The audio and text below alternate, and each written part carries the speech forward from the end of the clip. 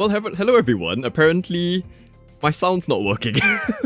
The intro music is gone. I have not looked at my OBS in months. It's okay, we'll just go with starting right away. How do I even stream anymore? Okay, so we click on stuff. We have the game load, hopefully.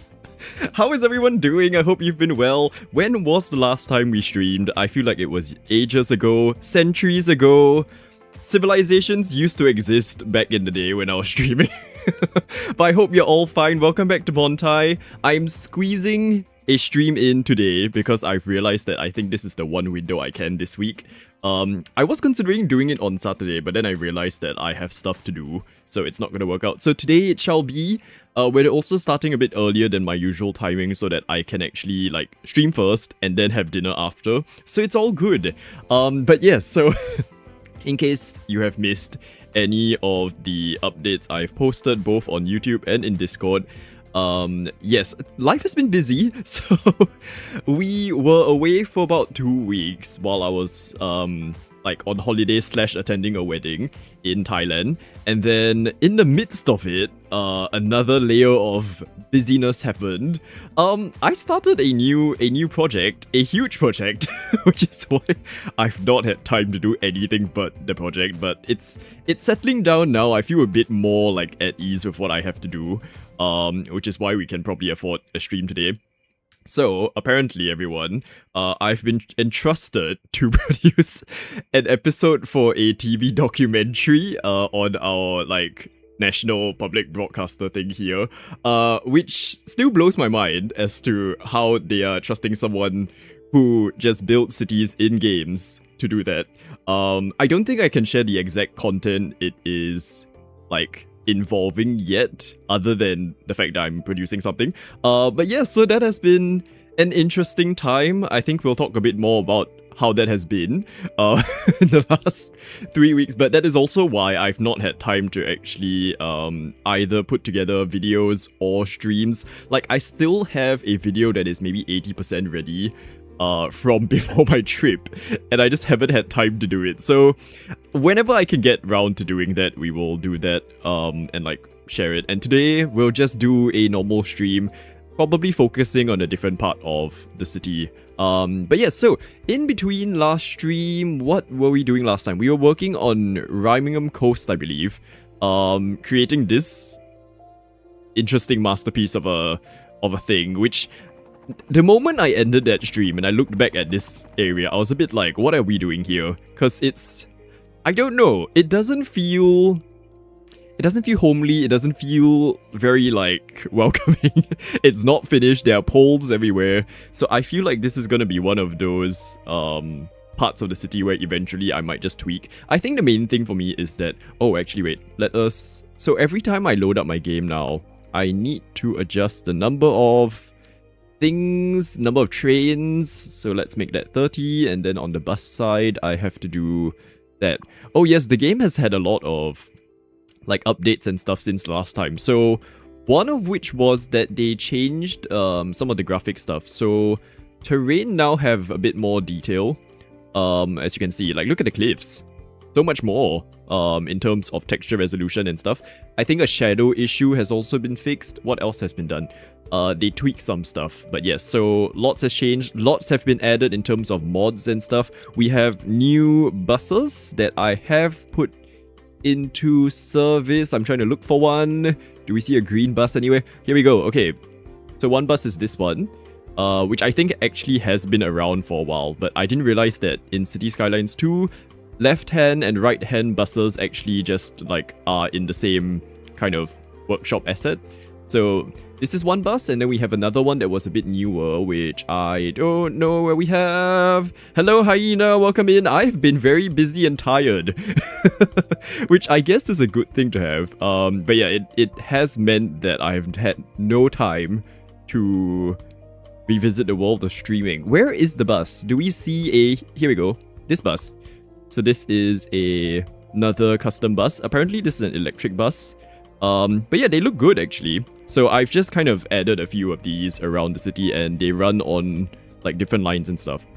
So yeah, I'll be honest, I don't know what we're doing today. I just know that we cannot be working on this area because that's in the video. So, to allow some kind of chronological arrangements of things, even though I'm like 3 months late to that video, we'll work somewhere else. Maybe we'll work in Hammerson Pier or like West Alki today, because I feel like that might be an easier thing to work on. And actually, okay, so there is an area that I kind of want to work on, inspired by travels yet again. And the funny thing is, it's also inspired by a place that is like THAI this time around, but I guess Thai works too.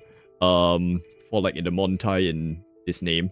Okay, let's get our Google Earth stuff going, and then I'll explain. All good as long as you're alive and well. Tired can be managed. I'm alive and well now. I feel like the last 3 weeks have been alive and too busy, which I feel is just a normal thing whenever you take on a new kind of like job. But I always have that transition phase of maybe the first 2 or 3 weeks I'm just gone. And this one, the learning curve has been really quite steep versus like what I've been used to. So we've had to deal with that, but that's okay. Okay, how do I get this going? Video capture, here we go. Okay, so I was in Bangkok for 2 weeks at the start of June. Not even the start, the middle of June, sorry. And there was an area that I kind of want to apply some of the designs that I saw in. I don't remember where exactly it is. Like, we stayed near it, so I'm still trying to, like, familiarize myself with where things are in Bangkok. It's either here. Sorry, this is gonna be, like, a manual thing. Okay, the main old railway station's here, which means... Here, okay. So there's a shopping street around here. I think it's this? Let's hope it is. Can I, like, street view this, please? Which is like a lot of old... Oh no, okay, this is too far. Hang on.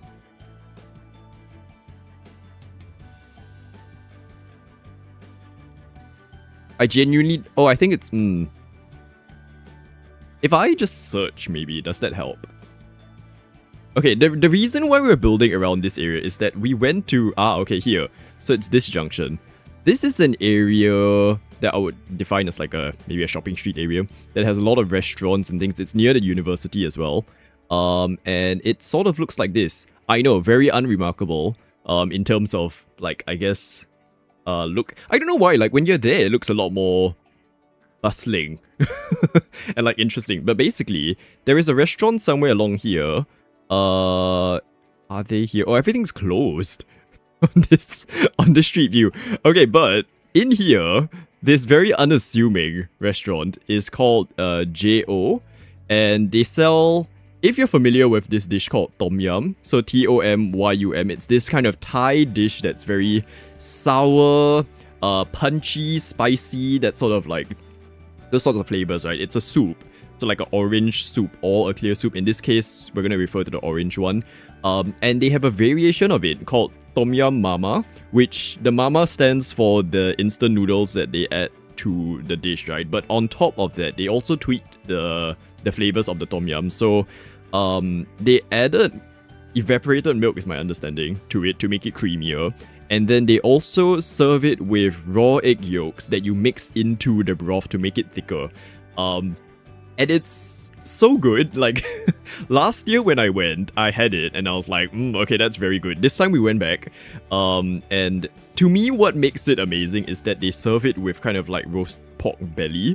And then they have like the crackling skin on it. So they will cut it into pieces. And then you can choose a version that is served either with seafood or with the pork belly. So I decided to go with like the pork belly. And it was so good to just dip in it. It's probably really bad for the arteries and things. So, yeah, because of that, in the span of 10 days, I had it 3 times. One time was not my choosing, but I did not, like, I'm not complaining about it. So, let me find, okay, hang on. Let me find a picture of it for you. I think I showed it last year after I came back. Let's see, okay. So, essentially, the normal dish is sort of like this, where there's a bit of everything, right? So there's like meatballs, prawns, seafood if you want, and then this is actually the pork belly. And so we had, I think, something like that the last time. And then this time when we realized that actually for the price, like we weren't really eating the seafood. So what was the point? So in exchange, I got the one that was just pork belly. And while they serve it with instant noodles, I'm not the biggest fan of like instant noodles, so I got like plain rice to eat with it, and it's so good. It is the best thing ever. And thankfully in Singapore there is a shop that kind of gives a similar thing. It's just really far away from me, but I have a way to at least still eat it, which is lovely. That is so different for what they give us in Australia. This is quite different from normal Tom Yum as well. Like Tom Yum normally doesn't have that same kind of thickness and body. And it wouldn't usually have as many of it. Like, so you either get the clear Tom Yum, which is still that kind of sour, punchy flavor, right? So it's a bit like this. Or you have this one, I think, which is still orange, but it's still like soupy, right? So that it's like a variation of it. It's not actually authentic Tom Yum in that sense, but the flavors are there, and like for someone who's not the biggest fan of spice and stuff, in terms of heat, like I really loved this. So essentially that shopping area has a lot of other stuff else. So this is the restaurant. Oh, and by the way, so this shop opens at like, am I actually looking at the correct shop? I hope it is. It looks like it is. It just confuses me because it said it opens at 5:30. So when I was there, the restaurant opens at 4, and then nowadays they have this whole setup. Let me like look for it. There's a whole setup now outside. There we go. So like this is the outside of the restaurant, and you have to actually join a queue like on the phone. And within maybe the first half an hour to an hour, you'll be queuing maybe to like, I don't know, like 20, 30 people, 50 people. This is the kind of crowd that it can reach. So thankfully, the way we've timed our visits was that we didn't really have to queue too much. Oh, this is the pork belly. So I got like that Tom Yum thing together with a side dish of this, so that I could like kill my arteries even more. And then it's just, there were so many other things that they serve as well, but honestly, for 2 people just sharing like a bowl of that with rice, it's enough. This is one dish that I didn't get to try though, which is sort of like sashimi salmon with a Thai dressing. So think maybe fish sauce, lime, coriander, mint, that sort of flavor. I do want to try this. Oh, and garlic, of course. I want to try this. But I didn't get to the last time, unfortunately. But yeah, so going back to why we're talking about this. This area is quite a nice area because there's a lot of shops and stuff along here. This is another nice one. Actually, they're known for kind of like toasted bread cubes on a stick. Let me see if I can get their pictures. This one, I can't say any of these names. So they're known for this kind of like breadstick thing, right? But honestly, I felt it was really like kind of meh. The thing that I kept coming back for were these milk slushies. And the last time I was in Thailand, so not this trip, their milk slushie was really good. And so I was looking forward to going back to trying it. And it wasn't quite like doing it for me this time. The texture was wrong. Like it was very icy. But I kept giving it a chance because every time we were at JO buying the Tom Yum thing, we were just next to it. Hyena, thank you so much. Holy moly, almost a year. I know, and I'm sorry, I've been absent for like a few months of it. Thank you, thank you. My OBS like got reset before my trip, and I haven't had time to refix it. So we've got no alerts, but I appreciate your membership. Really appreciate it. Thank you so much. In exchange, shall I continue sharing with you about food while you're stuck at work? But yeah, so there's all of that, and then along the stretch, I don't think this is the best example of that sense of kind of like Southeast Asian signage along roads. There is somewhere else, like along the stretch. Oh, the street view didn't go through this area at a very good time. There's like not much you can see. Yeah, but you get the idea, like huge signage. Does it go in here? Oh, it does go in here. Okay, usually this area is kind of like closed for seating and stuff. I walked around here that day. Okay, maybe a better example of like the full-on signage situation. Where is Yaowarat, which is basically Bangkok's Chinatown. So look at this. This is ridiculous. I don't know who those two are, but like this sort of sided situation, I don't think we quite have the assets for it in the game yet.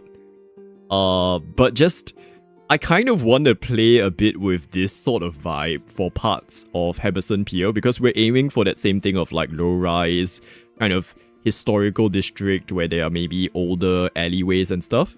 So maybe what we can do, we can lay it out in a way where we can have sort of nice little shops and like an area that people will go to as a tourist. And then as we find these sorts of decorations, because we've tried this before, and the ones in City Skylines are just not, they're not doing it for me. They're too small. Let's see if the street view actually shows it well. Street view. No, what road is that? That's like a random alley. Okay, so I think this is the... Oh, we're in between. Okay, let me go further and see if the effect is there. But this whole street essentially has the signage situation, and then as you go through it, yeah, it gets quite ridiculous. So, and at night the vibe is quite something. It gets really crowded though, is what I would say. But yeah, I want an area like this for Montai because it's nice for a city to have this sort of chaos in parts of it, you know? It feels a lot more lived in, a lot more exciting, not just like generic cookie cutter buildings. And when I was kind of off stream and just sitting around in my city, I did feel like Henderson Pier has the right layout for us to play around with this. Wonder if you can do signs on build-up frames. I think you can. My thing is, what's it called? So I'm gonna hide this for now. There is a mod in City Skylines 2 called WEWE, Write Everything. It doesn't work very well on my game because every time I install it, my game gets very slow. But essentially, that thing allows you to kind of type and put pictures and signs and like text everywhere. I don't know if it survived when I... Oh yeah, okay, it's gone. So I tested putting like the name of the station on top of this thing when I had that mod installed, and it was nice. There was 3 dimensions and all of that. Imagine a bit like how Sydney does it with their metros, where there's like text above the station. Yeah, but because the mod's gone, that's gone as well. So if I can find a way to do that without my game being laggy, we can kind of add it over time. But my concern is if I start to commit to that mod and then I remove it, it might cause problems. So, but anyway, so you can see our existing blocks within Henderson Pier. We've already got some areas that are kind of more like for leisure and stuff. So, namely this stretch. This area was definitely more inspired by Kaohsiung, which still works because their kind of development style was more like Bangkok than, say, that kind of high-rise style. But we have this whole undeveloped area. And I'm thinking we can actually design it in a way where tourists can actually walk from the tram station here through this area, and then this whole area becomes like some fancy place where they can just like, you know, spend an afternoon wandering around, visiting restaurants, maybe all those little artisanal shops, stuff like that. So we shall see. Also, we've got so many cars here, which I guess is fitting for this area. That is a bit more relaxed and casual. Okay, but let's get going. Let's see what we can do. So, there is a mod called Network Something for road fixers and stuff. Is it... Node controller I have. Is it... Oh. Well, I've got a lot of the network stuff, so it might be one of those. But yes, so how has everyone been? What games have we been exploring? I feel like there's been a lot that I've been missing out on in the land of like games and stuff. Definitely have not had time to like do anything outside of work, honestly, for the last few weeks. But yeah, I think that's also a nice change sometimes. Like, I did feel this year, we were talking about it for the months leading up to my trip, right? That I kind of felt like this year was a year of transition and like kind of switching things up and wanting a new challenge.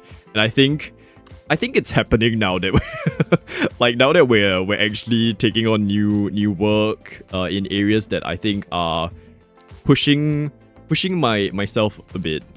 That has been good. Oh, what's this? Texture paint tool. Hang on, these are new things.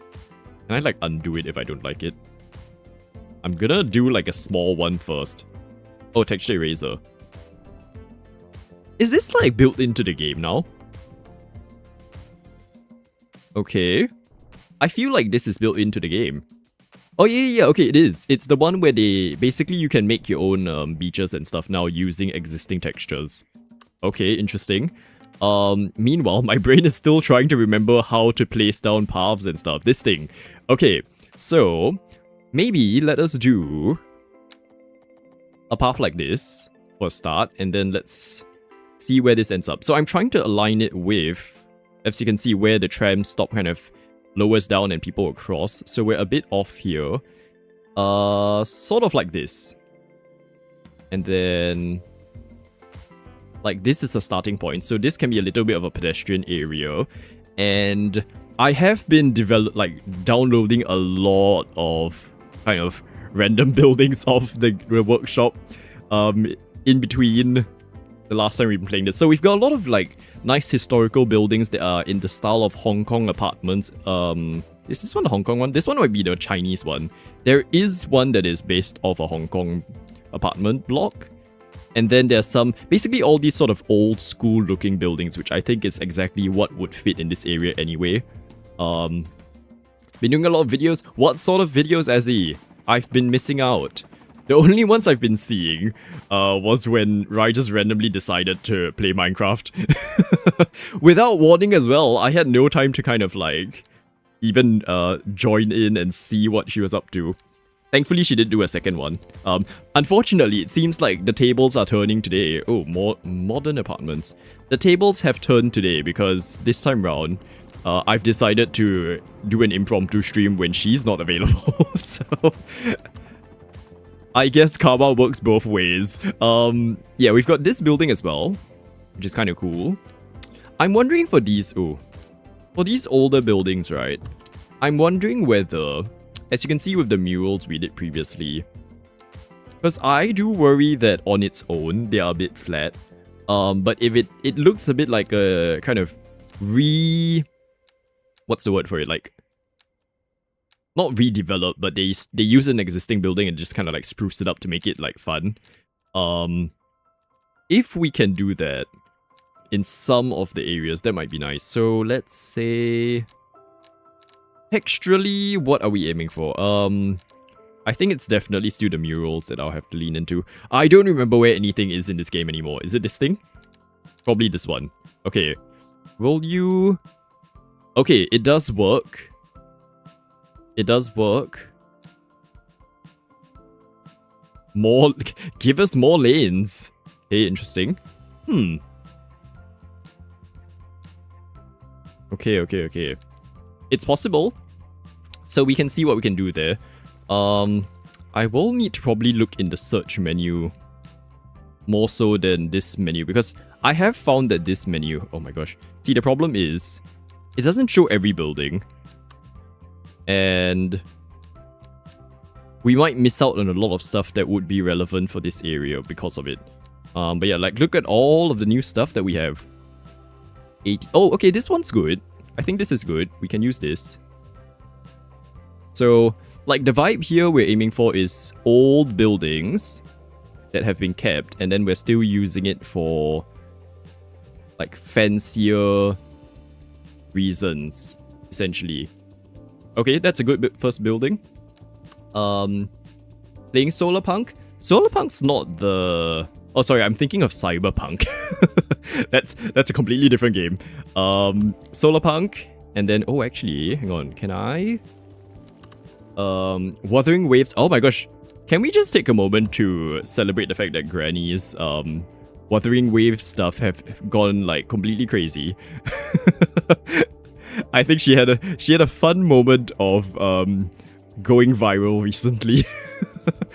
Which was hilarious. I've been enjoying your Power Wash Simulator streams though. I leave them on as podcasts when I'm like doing work. And it's just nice to have that in the background. Oh yes, and your that Paralive series that you're doing, Azzy. Who was it that I was quite convinced with? I think John was a good one. John looked very much like a John. I think Franklin as well. Let me look through. Okay, Clover's one's pretty good. And then I'm scrolling through now. Oh, you have been doing a lot of videos, Azzy. Yeah, John's one is on point. And then Franklin's is good as well. Oh my, that has been a lot of videos. Have you been playing at all, like, on Minecraft? Because not Ezzy, Rise few streams have made me want to get back into it when I have time. So I don't know when that's gonna be. But I also understand that I think we might be resetting the server at some point. So I don't know how much I want to put into this current project anymore. If we're gonna, like, do a new one. And then maybe I'll kind of... We say this every time, and then once the reset happens, it just doesn't... Oh, wow. These are too big, I think. No, we're gonna lean into more of these kinds of buildings. I'm gonna go into the search page, actually, and then maybe we'll have to look slowly through everything. Okay, just slowly scroll, everyone. Hard to get the hair right and the clothes. You got really good, though. I haven't actually had a chance to play Paralive since our stream. Actually, no, wait, sorry, correction. I did play a bit before my trip.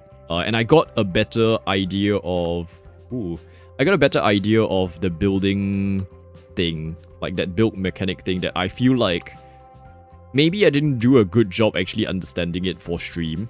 Because it's making more sense to me now. Still not great. But yeah, and I'm hoping that as they do more updates and stuff, it gets better. Because, yeah, my builds definitely did not survive the save each time when I, like, close it. But I have one that's quite good. Oh, do I have a way to... Let me see if I can show you a screenshot of... something I built. Or I can just, like, open the game here, I guess. Okay, window capture. Can I do... Oh. Apparently Steam is not a window. If I do display capture, then we'll do this one. Okay, so that's one of the builds I'm doing. Exterior-wise, it's working out a lot better than our first attempt. And then, I don't know if I got a picture of the interior. No, that's all the screenshots I took. Yeah, but so, that has been working out a lot better. Maybe when we have time, like, I can continue this build on stream. And we'll work on the interior, but it hasn't fully survived. It's like, the walls, the room layout on the inside has not survived a save. So I'll have to fix it a bit before we come back to it. But yeah, I think Skylines was a fun one, and I look forward to them continuing to develop like all of the good stuff. Once you're done with the characters, you'll try to... Oh, are you gonna do the builds of their buildings as well? Oh, that will be fun. Looking forward to seeing that. Okay, so all of these are... Maybe let's not look at the residential. We'll look at the brickworks. Sorry, this process is gonna be a bit slow today because I need to look through and find buildings. And at this rate, we have so much stuff. I'm maybe gonna start from the other side of the list. That might be easier. Why? This one's a Hong Kong style building. A bit too tall for this area, but you get the idea. So, nice detail actually. I like all the little aircon vents and stuff. And then, yeah, the rest of these are kind of just existing buildings. I would have thought that there was more from the number of times I clicked add to library on the Paradox mods page. All of these are the new style ones. Okay. No, we're back to what we had earlier, which is this one. Don't think mixed. Okay. See, I'm actually trying to go lower rise than higher rise, and a lot of these are even higher than what I've already placed down. I'm trying not to have North American. Hopefully, maybe the Japanese pack has stuff that I can use. Because at this rate, we're kind of meshing a lot of different contexts as well. Like, this city is supposed to be inspired more by like Taiwanese style, and here I am trying to do some Thai-inspired stuff as well. So it's becoming a mixed bag of reference here. These ones might be okay. Still a bit tall for my liking. Oh wait, there's lower rise ones. Oh, okay, good. This one. I will adjust the orientation because I want it to face this way. Okay. So here... Oh, is there no like... I guess that's fine. Like, if we have it in the same color... Oh. Apparently colors don't translate very well. Paste, paste, paste. They're not even the same color. Okay, that's fine. You want to try it? I'm looking forward to seeing that happen, Ezzy. You love how you take the time to plan out the development of the city. Okay, so I will say, like, while we have not been streaming, I have been opening up the city a lot and just sitting in it. So, like, whenever I open up the game, I'll just kind of leave it running and then I'll be just sitting around looking at where else I plan to, like, develop stuff. That's kind of what inspired me to do the area we're working on today. Because I was like, oh, actually, works for what we're trying to do. And then, where else was I kind of sitting with? There's an area here that I think can become a landmark bay area with a stadium facing it. So, I've got this, like, huge stadium. This one. An American stadium, I think. And I was thinking, we have a stadium here. I'll find a way to actually adjust the road here because I don't want it to be intersecting. And then that stadium will look into this bay area and then we'll be surrounding it with kind of like a nice building arrangement. And then that can be a landmark. Then this stretch can be all sorts of fancy shopping malls and attractions leading to the stadium. Where else have I been working on? Oh, and then there's like a ridge idea that I'm having where...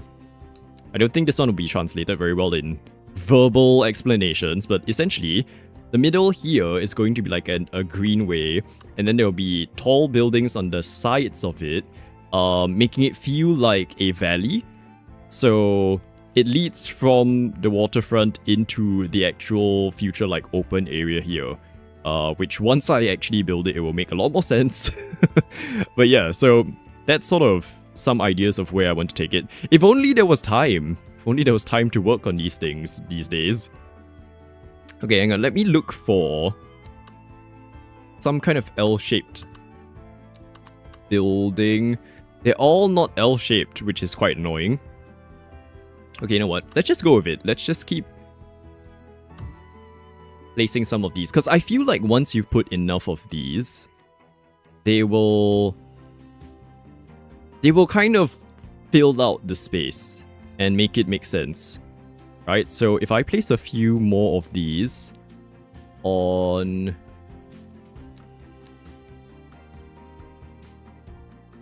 So like maybe one set here. I'm gonna have it dip in a bit like that. Oh, but actually... No, see, once again, it's a single-sided building, so there's a bit of weird kind of like stuff here. Low-rise areas are still really cool in city. They are, and in fact, I feel like having like explored a lot of these recently, it like all those new huge developments, while they are kind of nice to have, they don't quite replace that feeling of like that kind of historical neighborhood of a city, you know? And the funny thing I'm just observing is that most cities seem to just not be building new versions of that. It's like anything that is built new will be built in the style of a huge mega development, right? But then... And then like any of these sorts of really cool, whimsical neighborhoods are just still always old buildings that get repurposed. Which is a bit funny, because like I feel like we're capable as a... Like, with our ability to build things in the modern era, I'm sure we're able to actually design stuff like that. It's just that I think, like, people just associate new developments with density and maximizing like land use and stuff, which is valid, but I think we can also build some of these kind of like old school thingies still, and not just only from like using old buildings to turn that into something. Like, I was just thinking how all the new neighborhoods in Singapore don't have an equivalent of this in their plans. And all of the kind of like fancy, not even fancy, but just like the cool areas are all in the historic neighborhoods, right? And so it's just like, why aren't we designing that in our new towns? So like that Tom Yum sort of restaurant thing, the equivalent of it in Singapore is in one of their locations is in like the newest new town in Singapore at the moment. And I've been there a few times now, and I get that it's still in development, but every time I go there, while the buildings and stuff design-wise are like fancy and stuff, it just feels very soulless to me for some reason. Like, I don't feel comfortable in that neighborhood. Like, it doesn't feel homely. It feels just, I don't know, something's off about it. And I think also because it was built during COVID, like the build quality of things weren't great. So, yeah. I think I would still... I don't know that I would live in a neighborhood like this, but it's nice to have access to a neighborhood like this that you can just like wander around and do stuff in, you know?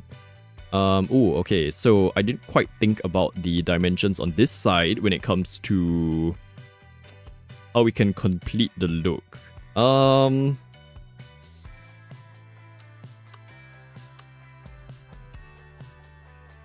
know if we did this.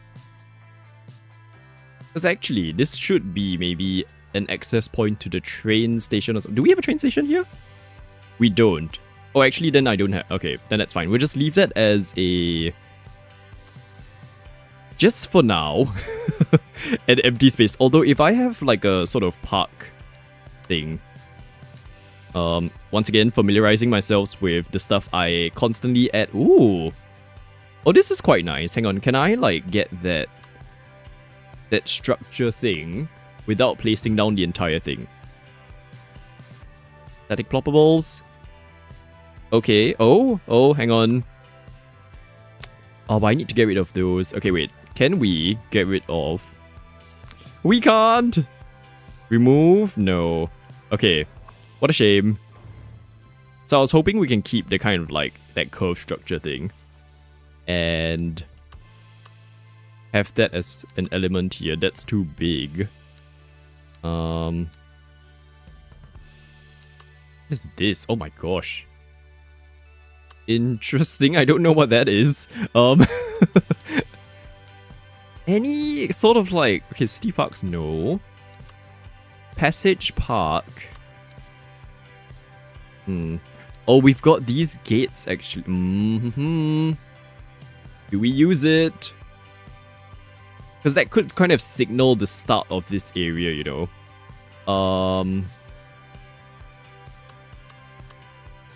Oh, okay. Let's just keep this in mind. I don't know where I'm putting it yet. I'm thinking at the moment here. Just as the gate for the whole area. Because it kind of fits, you know. Also, that says like old alley, like old shopping street, essentially old street. If you're wondering. So, although I don't know what that says. Something about peace. Like these two. Oh wait, no, it's not, because that's a different word. Okay, no, I don't know what that says. We may consult people who actually know how to read that language properly, because I don't. I try my best, but it doesn't quite work out. Okay, what other buildings do we have that will fit in this space? Anything else? Anything else? We've got the management office. Interesting. This? Oh my. Oh wow. Okay, I don't... Once again, downloading a ton of buildings that I have no idea what they are. Okay. I think let's do a bit of a mix. So... we have these buildings in different places.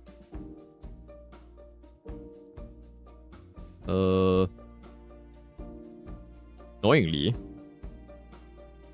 that leaves me with like a very odd gap there. Okay, maybe like this. We'll have a bit of an alleyway here. Oh, it's very interesting to kind of be designing in this style versus like a more organized situation where you know where things go. Because I feel like you can have a lot more fun with like random alleyways and turn-off points. And then blending it with like these other buildings and meshing them together in a way that makes sense. I wonder how people do this in real life in terms of like when they want to combine buildings. Surely they would have to join things together, right? Then like who approves it? How did that all work in the past?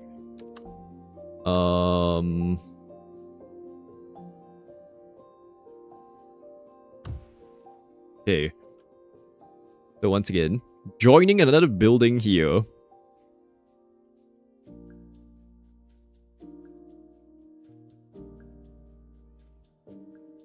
Okay. Let me also save. How long have we been going for? 45 minutes! 45 minutes of our first stream, 32-1. Okay. I think for the Minecraft server, there may be a decision with the dappled. What is a dappled forest? I know there have been a lot of new things added, and so if it's a case of like, we're considering resetting in order to get those stuff, I completely understand. And honestly, I feel like I've lost like momentum with my project anyway, so like, I think I'll be fine if we need to reset it.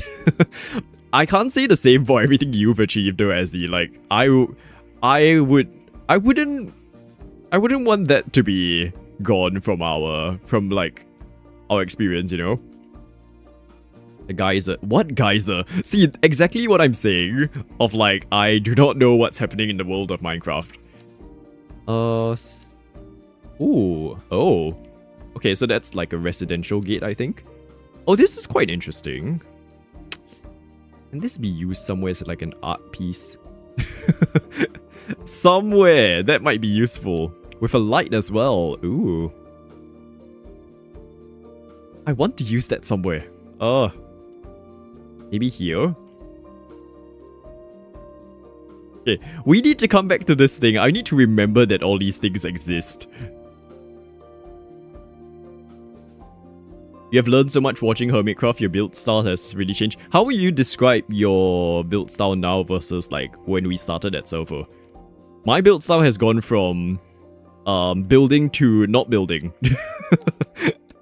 At this rate.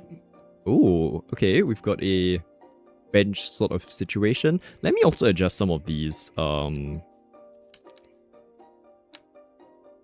these tiles so that they cover. This one I think we can remove. Oop. Then let me go from here to here. Oh, and actually, yeah, we'll just cover the whole thing up to about here. Okay. Ideally, I would be kind of replacing these shops. Maybe not today though. Okay. And we'll go more narrow. I feel like we can afford to do that. So that is like the main street that we have. And then if I repeat this... Oh, actually, no, we don't have to repeat it because I think we have similar buildings that will allow us to give that same effect. If we go up to the Japanese ones, yes, okay, some of these should be good to go. I just need to find the right ones. Test office, what's this one? Okay, no, they're very high. Can we have like shorter ones, please? I just need to look through the Japanese pack, I feel. That's what's gonna help us the most. This one. Oh, and there's this... Yes, there are these like old school shops as well. I keep forgetting about them. Okay, I have to use them somewhere. Maybe here. Like a little old school shop, old school bakery. Are they the same thing?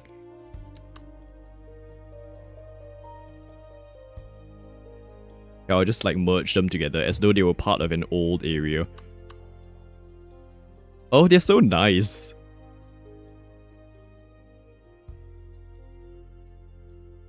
Okay. Previously, you're using more blocks in a more bland way. You didn't think about shadowing and shadows and texturing as much. Do you feel like it's also because of the Like, would you say building in what's that version you used the other time, Bedrock, is particularly different from building in Java? Or was it just more of a case of you didn't think of that's how you can use something and then now you're able to use it? Because I think for me it's the same thing. It's like I build in a very specific way, but in doing so, it's always very flat. And I feel like adding depth and texture and stuff is like the area that I would be looking to like maybe explore a bit more if I were to go back to Minecraft. Yeah, I'm going back. Let's go back to the actual buildings I was supposed to be looking through. All of these are not... Ooh. Ooh! Oh, there's more. Okay. Now, they're all Japanese, so I might have to cover up some of these signs. Let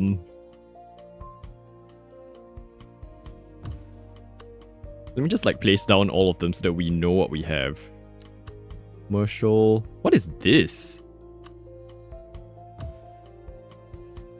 Interesting. Not seen this building before. Oh, but it goes quite a long way, so I don't know if it makes the most sense in this area. We should be okay. I hope.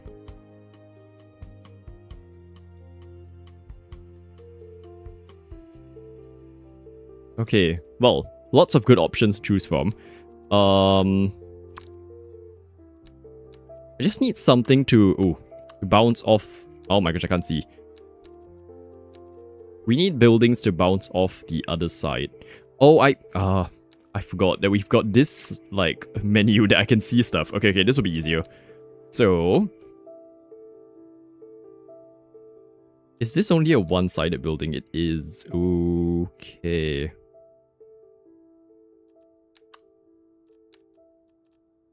And these are all kind of like low to medium rise. Oh, what shall I use? I think I'm gonna use this one.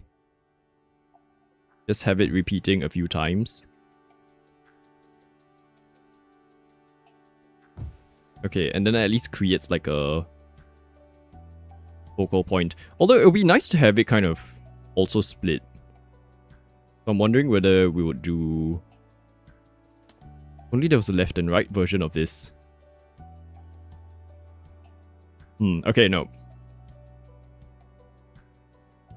Seeing blocks as a color and how they can be used like paint. Oh, okay, interesting way of looking at it. That makes sense. Yeah, I think I love when people know like how to make use of palettes and adapt them in ways throughout their builds where it doesn't feel repetitive. But it's still like uniform, you know. I feel like that's something that like once I decide on a scheme for a place, I will stick with it. In a way that's maybe not always the most helpful.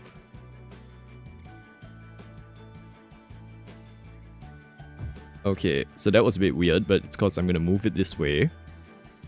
Hopefully. Gives... Oh, I wonder how we're gonna figure out the roads in this area. Okay.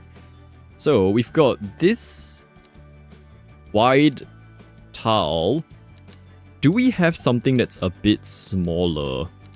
So I literally just clicked the first thing I saw and I didn't even like consider what I was using. Walkway 4. Okay. That one's still quite wide. What's the next one that will be smaller? Oh, okay, these ones maybe. There. So it's a similar tile, but it doesn't have that extra trim. And then... Oh, I hope you have that as a like standalone thing. Oh, I guess that works, technically. Like, we don't have to know that it is a different element. So just place that twice. And then hope for the best when it comes to this design working out. Ta-da! Okay. Nice. So it does kind of get a bit narrower as we keep walking. So this part, it is actually quite wide. We can afford to go narrower. Mainly from here. This thing. Oh. This. Oh. At some point, you'll select the right thing. This thing. Okay. And then we do need a crossing. What I will say. So if we can have an alley goes... Although alleys also mean that without sidewalks, so can pedestrians walk on this? I might prioritize the... What's it called? This thing, the pedestrian street, I think in this area. Where only foot traffic is allowed, we can use this one. Only foot traffic allowed. Have it be the main access this way. Here. Okay, and then the alleys. I'm okay to do... Oh, but do they walk on those alleys? Well, traffic is the lowest priority. I mean, sorry, like in terms of traffic, like road vehicles, that's the word for it. That's the lowest priority for us. So they can just, you know, figure themselves out. Okay. It'll look narrow when you add the signs. That is true. Oh, are we going to use this stretch as the one that has the signs? I guess that makes sense, right? So the only difference versus in Bangkok, which actually may be a good thing, is that our stretch will not be like for vehicles. Because that was a big problem with the one in Bangkok where, yeah, the traffic was just not a fun time. It's not as bad as some places that I've experienced. I mean, not experienced, but like I'm pretty sure Jakarta would be a lot worse and stuff, but neither was it good. So, yeah, I guess it's good that for us, we're not going to be doing that. Doing my usual trick of kind of creating a bit of a pedestrian pathway area so that the cars don't park directly there. Okay, let us start this up a bit. And then see what happens. Maybe if I put some of those... Also, let me save first again. Sorry, we're gonna save. You're playing games as well. Please save as well. And then, where are they? These things. So these things have changed shape since the last time. We're gonna do some meals, I think. So you can see, it's this weird kind of like block thing now, which in some of my older areas did not kind of... Like, I did not position them right, so we might be seeing some of these throughout our city now. Okay, so I'm putting 2 restaurants first, and let's say 2 beverages first. Just so that there is something for them to go to, and then we can assess if they are following the right paths. So 2 of these into this area. Thankfully, the game has been quite cooperative so far in terms of getting... Oh, they're walking! Look! Okay, why is the road so bumpy though? It's fine, it's an old street. Poor workmanship from 200 years ago. Okay, this is good. This is good, we've got people walking. Oh my gosh, I'm gonna be annoyed if like all these things are not flat because of my buildings. I think it's my buildings, hang on. So if we... Yep, it's the buildings. The buildings. So this one can go down as well. Oh, that one's not because of my building, apparently. You okay? Huh? Rochelle Summers. Oh, you're a tourist. Welcome. Sorry, I didn't say anything about you. Okay, anyone walking into this area? Mosswood Street. Mosswood Street, anyone? Please, we've got a bar in there. Happy hour drinks. Okay, so this one can be narrower. Now that we're looking at the way the road is working. Oh, also, I have sad news. I've had to disable my singing garbage trucks.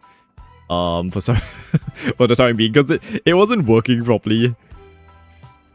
Okay, so these 2 areas can have shops as well. Look at what's currently known as Hurston Yards over in the background. Okay. So while all of you kind of start walking around, Oh, actually, wait. Let me put some more. So, we'll have... Oh, actually, sorry. That was entertainment... Oh, from beverages. Okay, that's fine. Textiles. Let's have a shop of clothing maybe here. Road required. Oh. Why? Do I not have a road here? Maybe I didn't actually have a road. Oh yeah, I didn't have a road. Okay, I see why. So if we can have it go this way, please. So that there's a road here. Washington Street. Yes. Then clothing can go here. And it's probably sticking out. Yes. Move it forward. Yes. Okay, that should start to generate a bit of... Oh, lodging. That might be good. Okay, yeah. We should have a hotel in this area. Put you on this side, I guess. Yeah, because if it's going to be a touristy area, you'd want easy places to stay directly in the area. So let's see if Washington Street starts getting people. I'm going to also put maybe convenience food. There we go. So that could be like a 7-Eleven or Family Mart sort of situation. Just a few. That will be good for now. Oh, we could even have residents, actually. So let's say medium density. You can have 1 or 2 blocks. That might be at least generating some residents for us. Just for a start. Okay. So, fast forward a bit. Oh no, we've got like delivery trucks and stuff. That's not ideal. Oh, we've got lots of people actually. Welcome, welcome. Are you all residents or just visiting? Oh, it might also be because these are actual buildings. So people are coming here for the shops. That is a good thing to have, actually. Okay, I didn't think about that. Right, so... in that case... let us have it so that there is a tiny alley here. Let's go with this. Okay, that will lead into like another hidden parking area. So this space could be used for parking, and then we'll just have a building on this side to hide the fact that it's parking, just so that if you're a pedestrian, you don't get to see it as much. Okay, do we have people walking down Washington Street? Why is everyone avoiding it? Come on. Yes, thank you. Rusty. Everyone else not gonna walk? Okay, we've got some usage. So good. This area is functioning. Now, decorations-wise... oh, I don't know where to find these decorations and stuff. Signs? Signs, maybe... or what they're called. Ads? Oh, actually... okay. Ads might be a good start for us because I know there are those huge, like... medium. Please be large. Medium. Oh, it stops at medium. Why? Oh, wait, no. But large L comes before M in the alphabet. At least that's what someone told me once in school. Large. Oh! Okay. Let's do large. And then just see everything that shows up. Because if there are ones that are like neon signs... neon signs that are hanging on the side by any chance? No, okay, there isn't. So we're left with these banners. Which works as well, I guess. So we can have some of these. I kind of wish they were a bit more lit up. But I guess because we play this like city in the daytime, it doesn't really matter. Oh. Problem is, it's gonna be a bit one-sided here because our buildings are like not all gonna be buildings that make sense for the signs. And you're upside down. Why are you upside down? Don't be upside down. Your one job is to be facing the correct way. There we go. Okay, and we'll remove that other sign. This one. And then... we may not be using all large actually at this rate because we'll need some contrast with the... like to give the effect that we're looking for, it needs to be kind of layering with a lot of different things. Fixed traffic. Now, how do I get it to hang properly across this thing? Yikes. Okay. That height, maybe. Okay. This might be going somewhere. It's gonna take a lot to get this to look right, though. I think... yeah, it'll be tricky. Also because... that street in Bangkok is really long, and so the depth of it comes from the fact that the signs are spread out across such a large distance as well, which for the area we are currently working on, we don't have much depth. So it may not look like a lot is happening right now, but hopefully over time, as we add a longer kind of stretch. Oh, we've got round ones. Okay. Oh no, that's not like a sideways sign. Okay. Then that doesn't work. I should just be using the randomizer, honestly.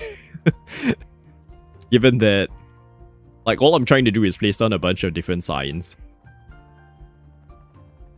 Ooh, lots of people. Lovely.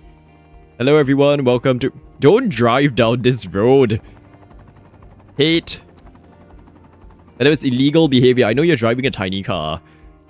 Okay, at least we'll try and avoid it. Like, may not be completely preventable, but we will just try our best to get our residents to not do that. Essentially. Okay.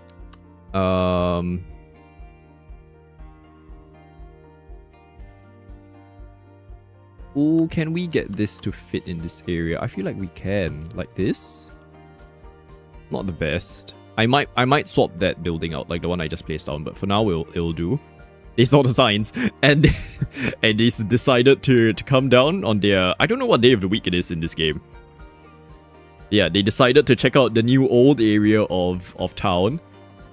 I actually really like it so far. Like, we've barely done much. Like, it's just maybe 4 clusters of buildings, but I can see where this is going.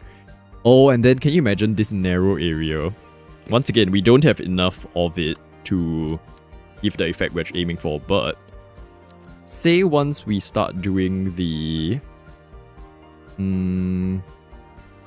where's that randomized one?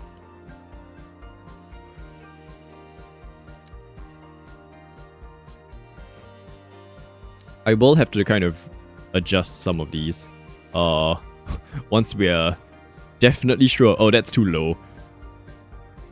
Yep, that is a bit too low even for a fancy sign area. Okay, that will be cool at night, like that stretch, if we actually fill it up a lot more and then we continue it as well. Oh, what other buildings do you... Left and right only, really? And then right, okay. That kind of limits how far we can have at a time. But we can always just continue it, like every 2 blocks or something. Like every 2 buildings, then just leave a gap. Oh, it's actually perfect because it stops here. Okay, we're fine. Ooh, okay. Fancy areas. Very narrow is what I will say. But it's fine.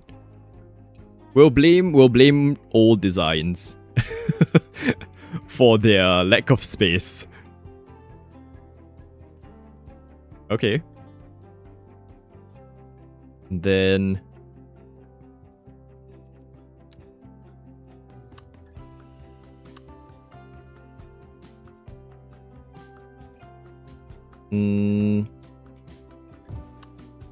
I'm aware they're not fully like proportionate at the moment. I'm just kind of seeing spacing wise what makes sense.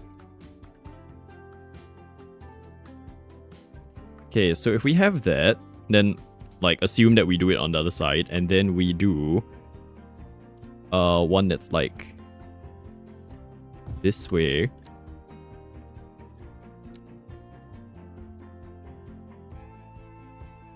To be the like final area. Ooh, can we squeeze like the other side of this as well? You get the idea, kind of like 2 blocks, 2 blocks, 1, 1, sorry, 2, 2, 2, 2, 1, 1. And then that's like that whole street settled. And then between each block, there will be either a road or like different alleys that you can explore. And let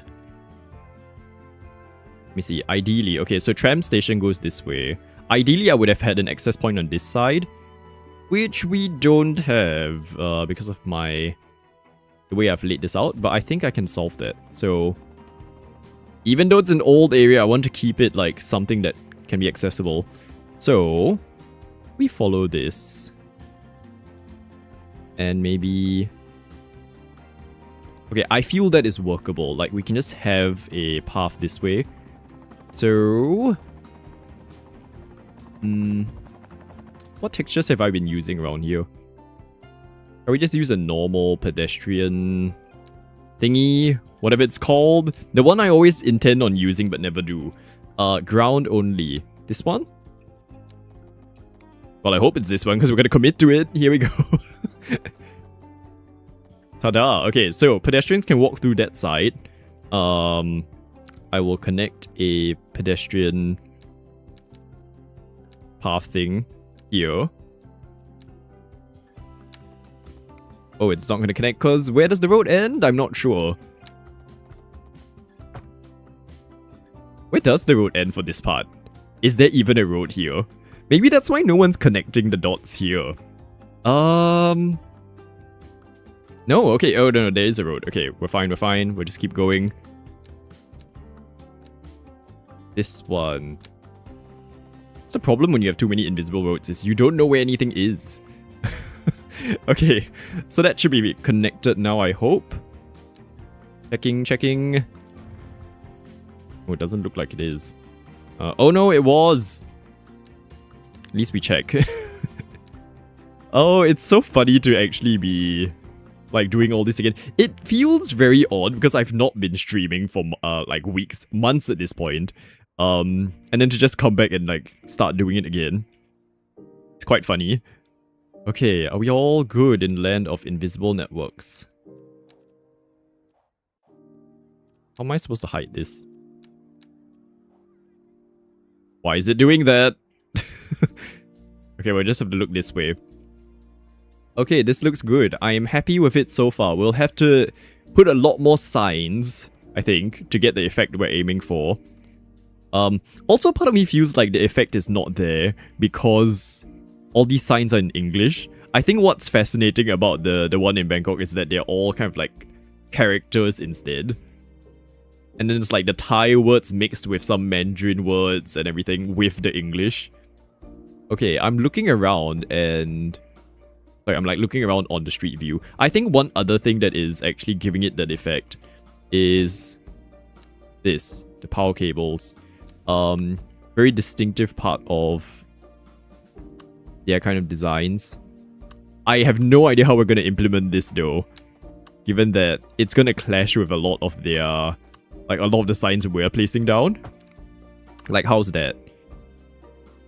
Interesting. Their power cables are a lot lower though. I think, okay, there is a new power cable asset that is on the workshop or whatever. The problem is every time I add it to my game, it kind of messes it. Oh wait, is this lower? No, okay, it's the same height.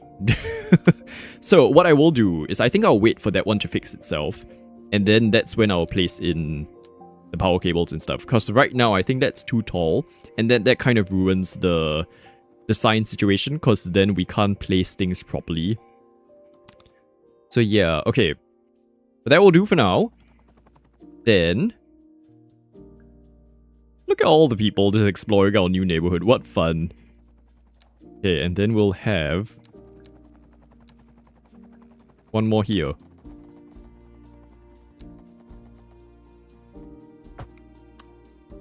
So that creates like another pedestrian area. I'm wondering if I'll tile it. I probably will. So don't drive there. Oh. It's fine. Okay, he heard me. He's turning around. He's leaving. Well done. Okay, and then I just want to do the same thing as earlier where we're doing some of these sidewalk situations. Ta-da! Ta-da! Oh, has it messed up? Oh no, okay, it was here that I didn't do it. Okay.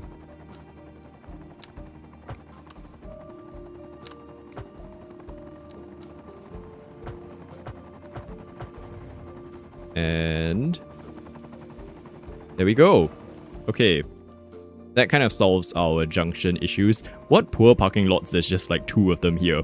It's fine.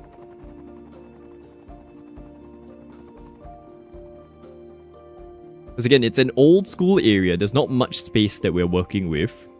Oh, sorry, one more. One more set of these things. And in fact, you know what? Let's just block off this whole area. So that part won't have parking. We'll have the parking start. That's going to be a road as well. Okay, but we won't have a crossing there, so that's fine. So we'll start the parking there. Lovely. And now I'm just noticing all the places where I'm like, okay, parking shouldn't be there. And then I'm just going to probably spend the next, what, half an hour fixing all of it. We go up to this part first. I think it's enough to work with. No, I see one more. Here. Okay, last one. And then we're moving on. Okay, even if I notice more, we'll come back to it. Okay, that should be good. So, that's the inner blocks settled. Look at all these people. Where are they coming from? Is it a bus stop? Where are you coming from? Hi. You are from? Shopping adult. You live like at Anchor Peak. How did you make it here? Oh, this makes me wonder if people are gonna take the tram. Like, are people taking the tram? Because so far, no one's been taking it. Yeah, see, like, no one takes it. So are you crossing over? You are crossing over. So it is an accessible thing. Okay. Interesting. And then where are all of you coming from? You're coming from the bus stop. Oh, okay. Interesting. Okay, sorry. So this is one thing sometimes you need to observe when brains work. When you're at a new neighborhood, you can just observe where people are traveling from, and then that kind of determines where you should place more stuff if needed. Because I'm going to be adding on this section of pedestrian walkway, which... Did I do like a full-size one? No, I did a smaller one, I think, for this area. Let's hope. Yes. Okay. So, that's gonna be how they actually connect. So, will they start walking through this part instead now? And would it be worth me then putting a bus stop there instead of there?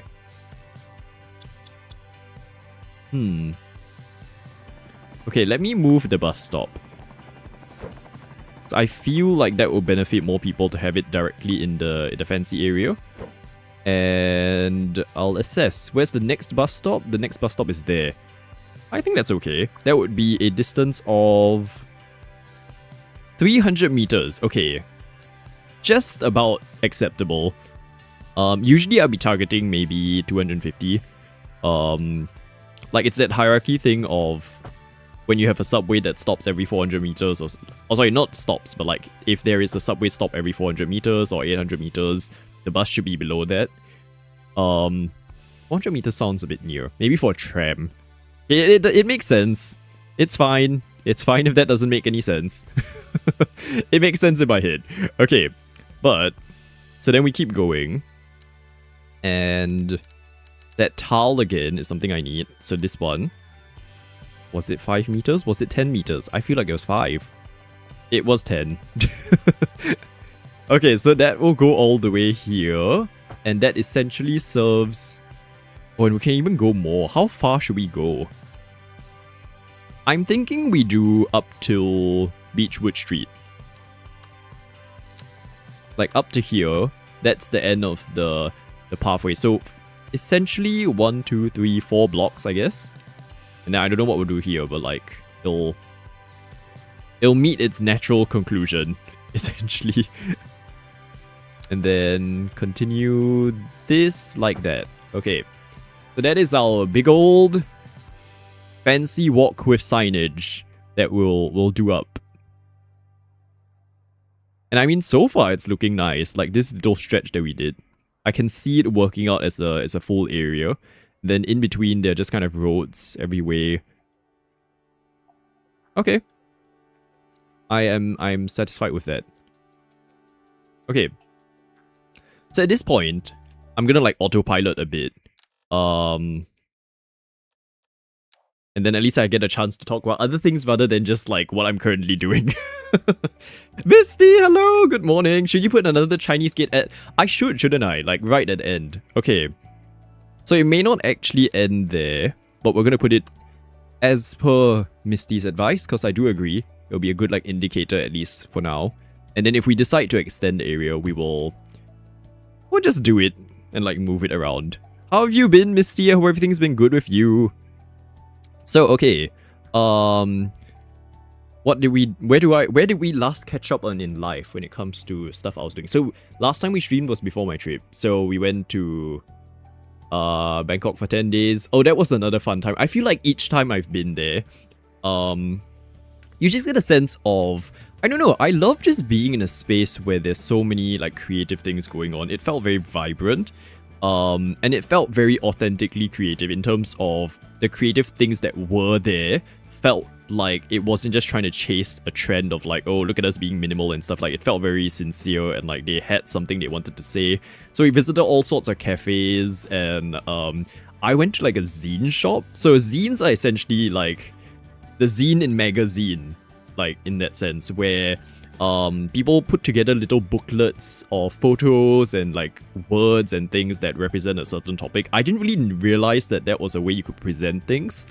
And I usually kind of take photos for fun and stuff, right? And I was like, seeing that made me realize, oh, actually, maybe I want to make some zines. Because it's quite cool. Someone did a zine specifically about the blue and white plastic tarps that are everywhere in Thailand.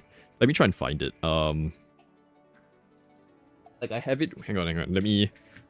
I'll find the name of it. And at least I can show it on screen once I know the actual name of it. So, yeah, I've got like a collection of zines now. Oh, it's not in this little plastic thing. Okay, hang on. We'll find it. I think maybe it's in my bag. It is in my bag. Okay. So, it's called The Fabric of Society by Barry McDonald's. Let me Google this. So it's just a tiny booklet, like it's the size of my palm. So it looks like this. I'm just gonna actually directly show it on the website, I guess. Oh, window capture. Why is it not showing that one? Display capture. Window capture. Here we go. So this is the zine. It's like the size of your hand, essentially. And then just like all sorts of pictures talking about this blue and white plastic tarp being used in like so many different scenarios in Thailand and how there's a very distinctive, like it's a very distinctive part of their way of life. And then in the zine, they actually give you a tiny little piece of this tarp. So I have it with me, like, and it's so cool because there's an equivalent of this in Singapore. Ours is sort of like red, blue, white, I think. It's a different color, but I get that kind of reference of how plastic tarps are used in many different ways and like how it forms a part of like cultural identity almost. And there were so many different zines of like all sorts of stuff. There was another one that was, I can't remember what this one. Silence Hue by I don't know who. Let me look for it. Silence Hue zine. And then funnily enough, I found zines that were made in Singapore over there that I didn't really think of much of. So this is another one. I don't actually know the theme of this one. I just bought it because it looked nice. But yeah, there were also ones of Singapore sold there. They were a bit more like social commentary. So it was by a person called Narrative Forms, this one. Right, and then they did like self-published zines. This one, I saw this urban assemblies and how informal kind of arrangements we show it. There we go. Like the different forms of informal arrangements in like urban living and stuff, which I thought was quite fascinating. And then there was another one that was about kind of critiquing Singapore's approach to urban landscaping and how like this there we go. So like we feel a lot of nature in Singapore, but actually a lot of it you can't touch. Like you're not supposed to touch it, you're not supposed to pick on anything. And just a commentary on how like everything is so kind of structured. Which I thought was quite interesting as well. You made a zine back. Oh, interesting. What was it about, out of curiosity? Look at Azzy being all kind of fancy with her own zines and stuff. Yeah, so that was like one part of the trip for me. And then what else? There was so many things that happened in that trip because there was like traveling for most of it, and then like the wedding, which so my friend is like had a wedding with 4 ceremonies because on each side they had like their ethnic kind of ceremonies and then their religious ceremonies. So there were kind of like the Indian wedding components, which also was my first time experiencing like how Indian weddings work. Wow, it's vibrant. Wow, they dance till like 3 a.m. I really enjoy watching other people dance and doing that. And then there was a point where like they kind of dragged everyone to dance, and after 5 minutes I was done. I was like, I will just watch all of you have fun. It's not for me.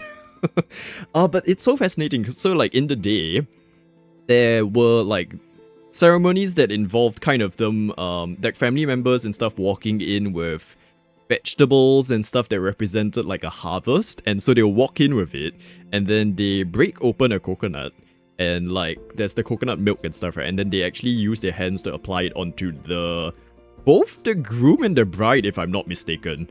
So that was quite interesting. And then there was another one at the beach where there was also kind of like lots of different traditions that they did, and I'm not in a position to explain them adequately, but there is also like a part where there's supposed to be a fire and then they walk around like 7 times or something, and each one represents something. So that was really interesting to see.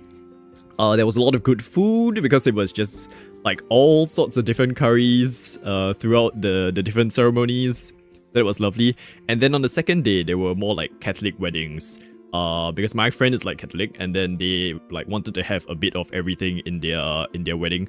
So there was that, and then the actual kind of proper what's it called? Like dinner dance thing at the very end. So that was just really cool to kind of witness and be a part of. And it's just nice to like experience, I guess.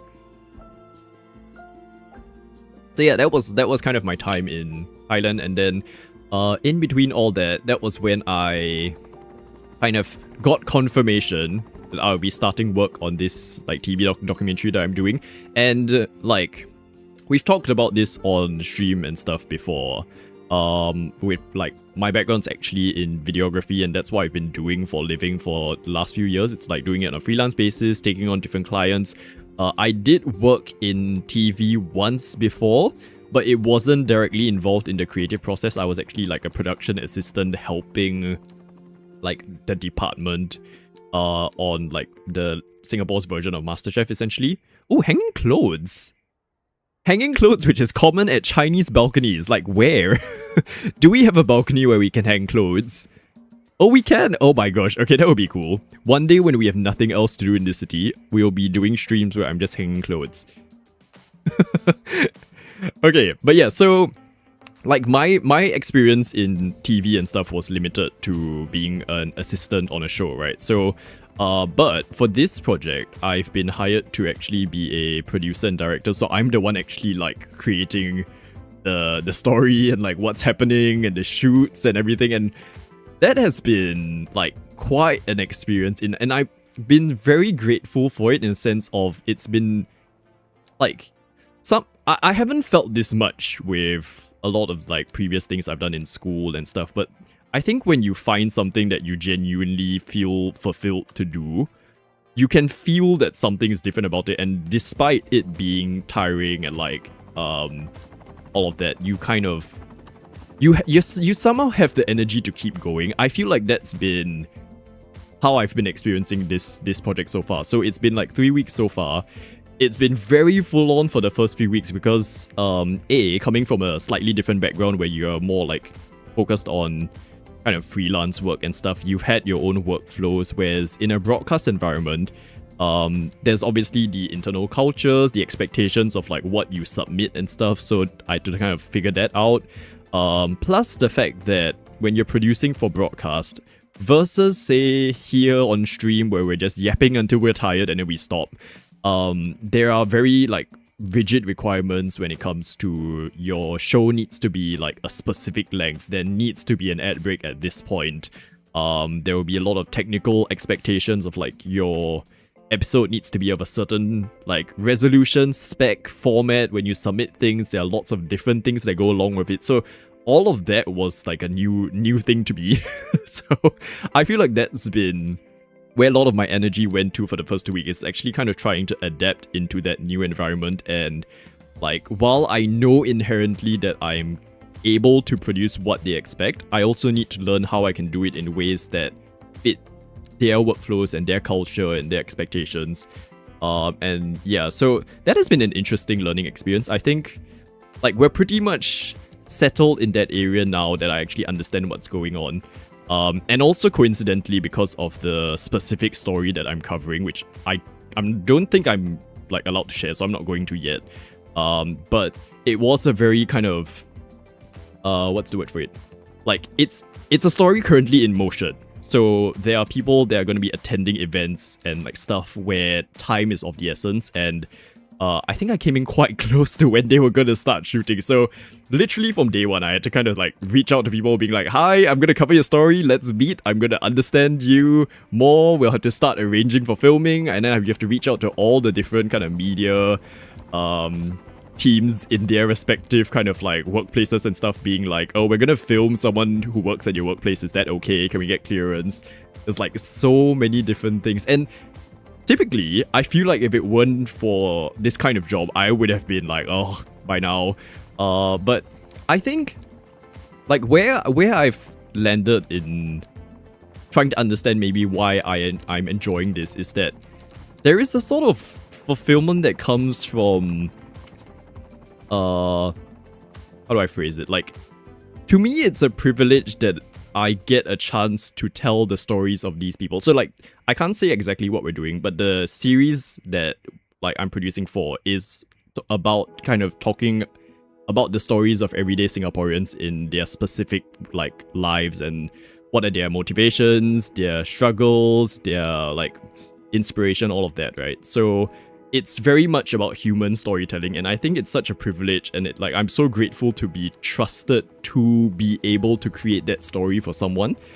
Because like everyone's life stories are like unique in their own ways, and I think like for me at least, I always find it just interesting to hear about people's stories. Like to other people it may be very boring, but I just love just sitting and usually just letting people talk about their stories, and to be entrusted to then like put that out in a way that hopefully will resonate with like I guess quite a big audience now that it's a broadcast environment. To me there's a lot of fulfillment that comes with that, and I think that's what's been keeping me going despite the like how hectic the start of it has been. So yeah, I'm hoping this goes well so that potentially I can continue doing this kind of thing as a job. In between kind of all of the like the different things in freelance, in like the gaming stuff that we're doing as well. I don't know, like let me think what else I can share without the details. Oh, as part of this, okay, so I guess this was the first time I had to properly kind of handle a shoot with crew as well, which was let me think how I can phrase this in a way that doesn't... Okay, essentially, the shoot was very complex for the kind of show that I'm actually producing for. Like, it's not typically the kind of shoot that they would do. There's a lot of shooting whatever is happening on the fly, and when you have such a shoot, it's very hard to plan for it because you don't know what's happening, like, until it happens. And if you're not filming when it happens, you're gonna miss it. So it's stuff like that where there's a lot of kind of logistical considerations, and unless you are a show that is designed to have crew shooting constantly for like a long period of time, you need to be mindful, like you cannot have your crew just constantly filming because they need a break, they need to rest and all of that. So there was all of that to deal with. And then the fact that this was the first time I was kind of like directing a crew for a shoot, because usually I'm like a solo videographer, I do all the shoots, the edits and stuff myself. I was thankfully given a very, very good crew for my first shoot. Like, so I had like one person on camera, one person on sound, and they were just lovely. They straight away, you can tell that they knew what they were doing. They brought a wealth of experience. One of like the sound guy has been doing his work for like 20-30 years, so that was lovely, and they were lovely to work with as well. So they kind of like knew when they needed to kind of step in and kind of decide stuff on my behalf versus kind of take direction from me. And then like they were very helpful in terms of also letting me know, like from a new director's point of view, like what you should consider for the crew. So things like there's certain things where I can actually, they feel like actually it's worth being more direct in terms of directing, which I guess makes sense.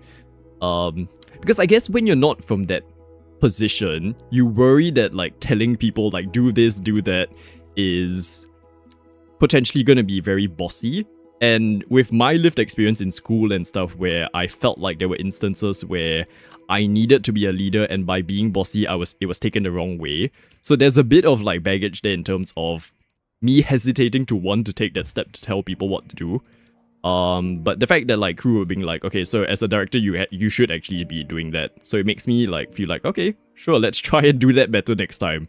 So yeah, I feel like genuinely I'm learning a lot. Like it's very fast paced. There's a lot to keep up on, but it has been a very meaningful experience so far. And yeah, I'm curious to see how the rest of this project will go based on this experience so far. Yeah, so okay, that was my ramble, my huge ramble of the last few weeks.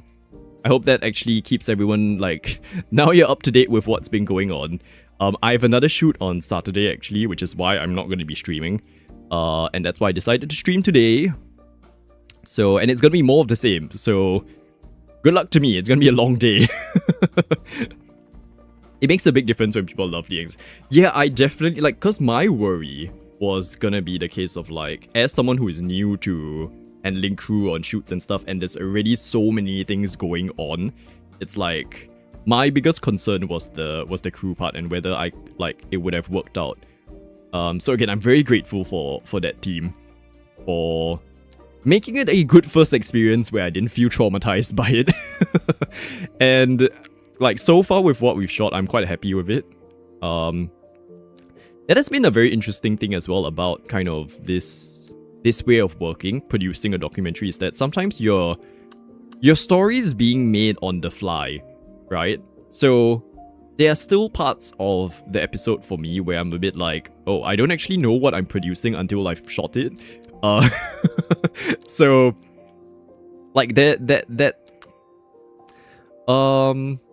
uncertainty, I guess, like has been interesting to work with and understand how you communicate that with the team as well when it comes to how different stories develop, because it's a documentary and because all sorts of stories are covered by this series, right?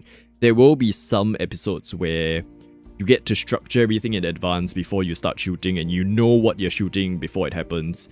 But for my specific episode, it's a case of, for half of the shoot, we're shooting stuff because it's already happening, and we won't know what happens until it happens.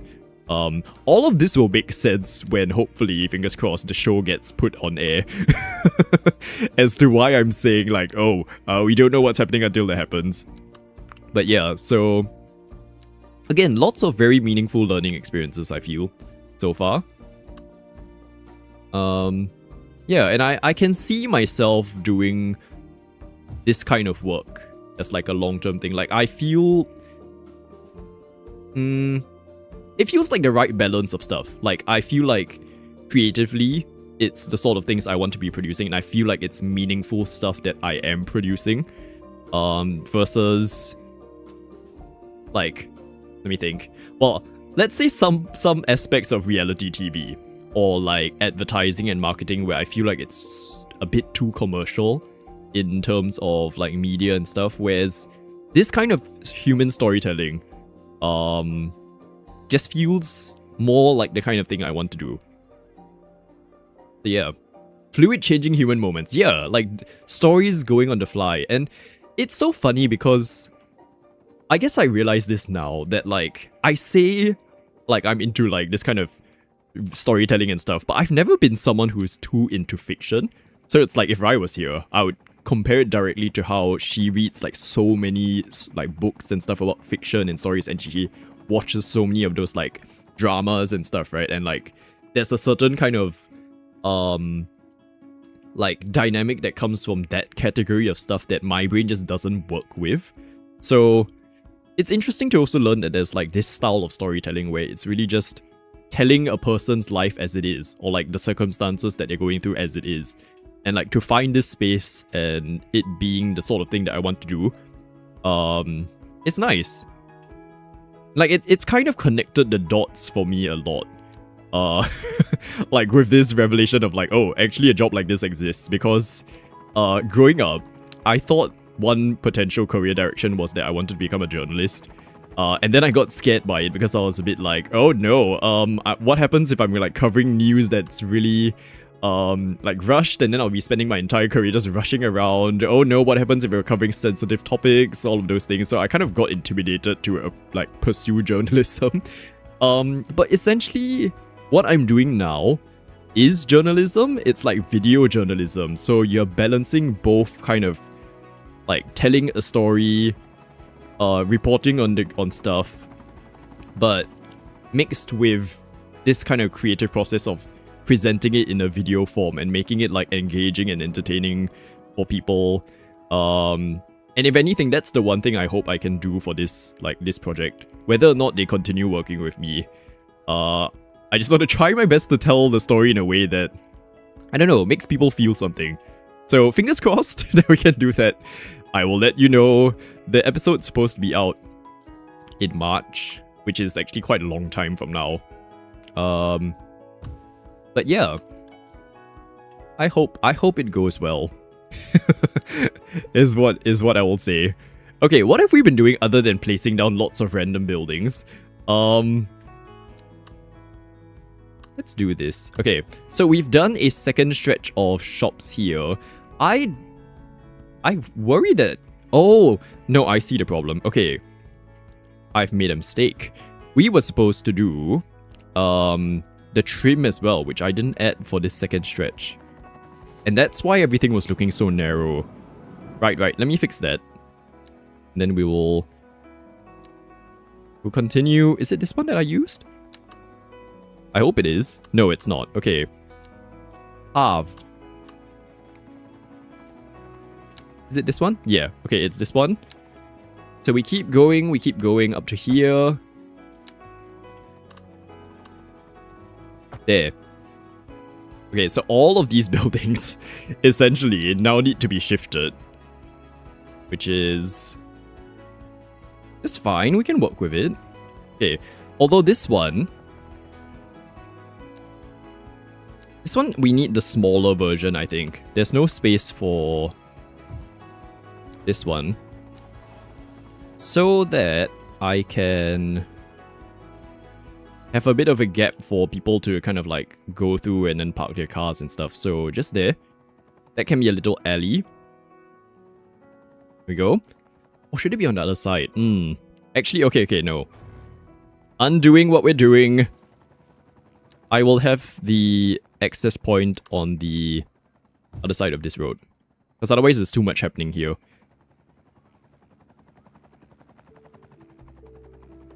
Okay. Ta-da! Right, and then I'll have it going from here. And then all of these other buildings, let's just expand it out as well. Here and here. Okay, and then that will leave us enough room for the neon lights that we will eventually do. Oh, it's Rai! Speak her name and she appears. Hello, welcome in. Let me test my buttons. I feel like my button thing Oh, that was the wrong one. I almost opened 10 of your tabs. Where are my buttons? This one? No. I don't know how to use my thing anymore. This one. Links. I don't have it! This one? Oh, it is this one. Okay. Streamers. This one. And then while we're at it, let's just like do this as well. And then will there be sound? Is the other question. There is still sound. Lovely. Oh dear, welcome in. We just had a quick old update of how life is going. And we're currently building a little street with fancy neon signs. That's what we're doing. Oh my gosh, I haven't stopped talking in like an hour and 45 minutes. Help me. Okay. But yes, so, oh my gosh, you know what we could do? On the subject of zines earlier, what if we did a zine of just Rai? Do you want that for you? Like, if you make it to 5 years, do we make a zine for you? So a zine is, like, going back to what it is, it's like little booklet of stuff relating to a certain theme, like this.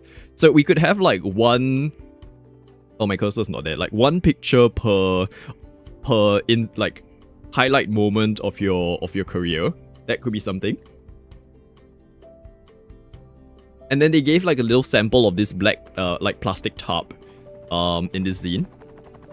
And then, oh no, okay, we don't have the alerts as well. Hello, 11 monther. Thank you so much. We appreciate it. You make it to 12 months. I shall not stream. This will be the last ever stream, everyone. Nice knowing you. I don't even know. What would you put inside it? Like, I have been thinking, like, I want to do it for my photos, but that's not clearly what you're asking for. So, what kind of zine would it be? A Montai zine. Oh. What happened to the website I was supposed to do for this thing? There's been no time. Montai zine would be cool, though.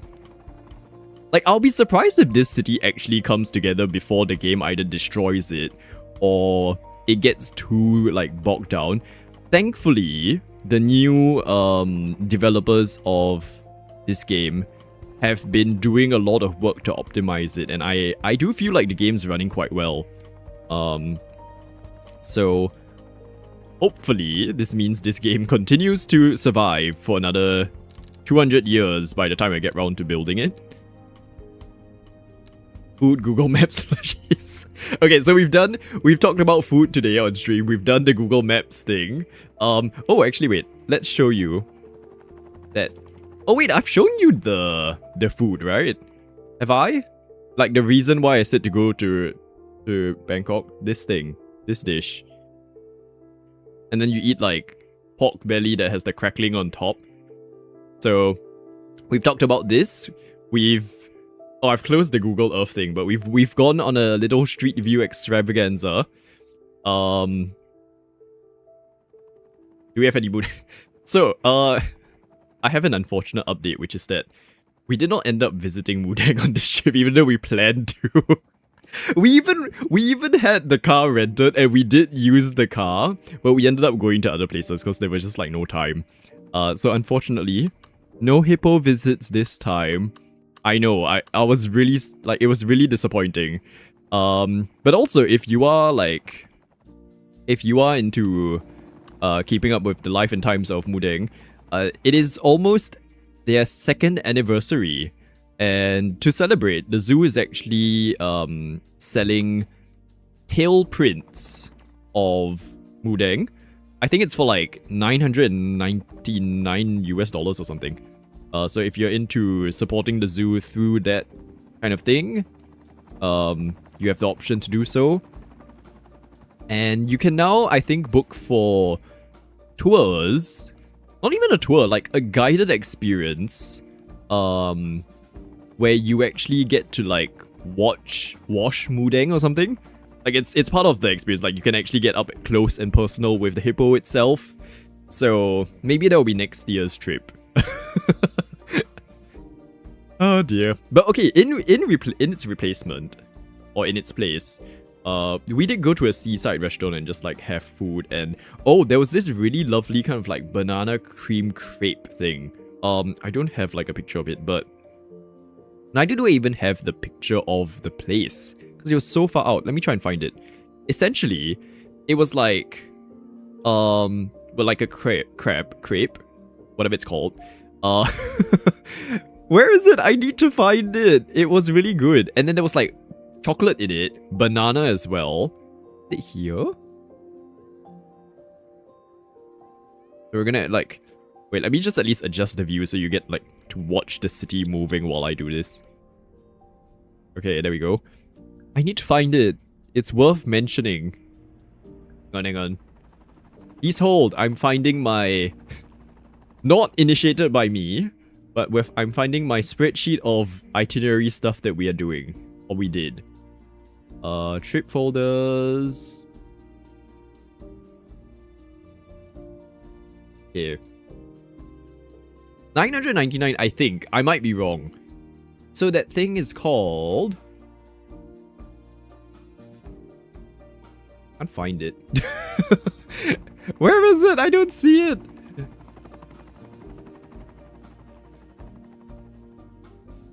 It is... Banana crepe. Here we go, this thing. Okay, once I find this, then it's in the area, so then I can like point it out to you. Oh, I was so close. Okay. So... Is it this one? No. This one? Oh, where is my window? Now it's not even giving me the window to like show. Okay, display capture it is. So, we went to like this area. It's nicer in... Oh, is it this area? No, it may not be. Hang on. Oh no, sorry. This was the other area that we had as a shortlisted thing. Is it here? Basically, there are a lot of these kind of seaside places. Hang on. Sorry, I'm gonna have to hide this again. We will find it.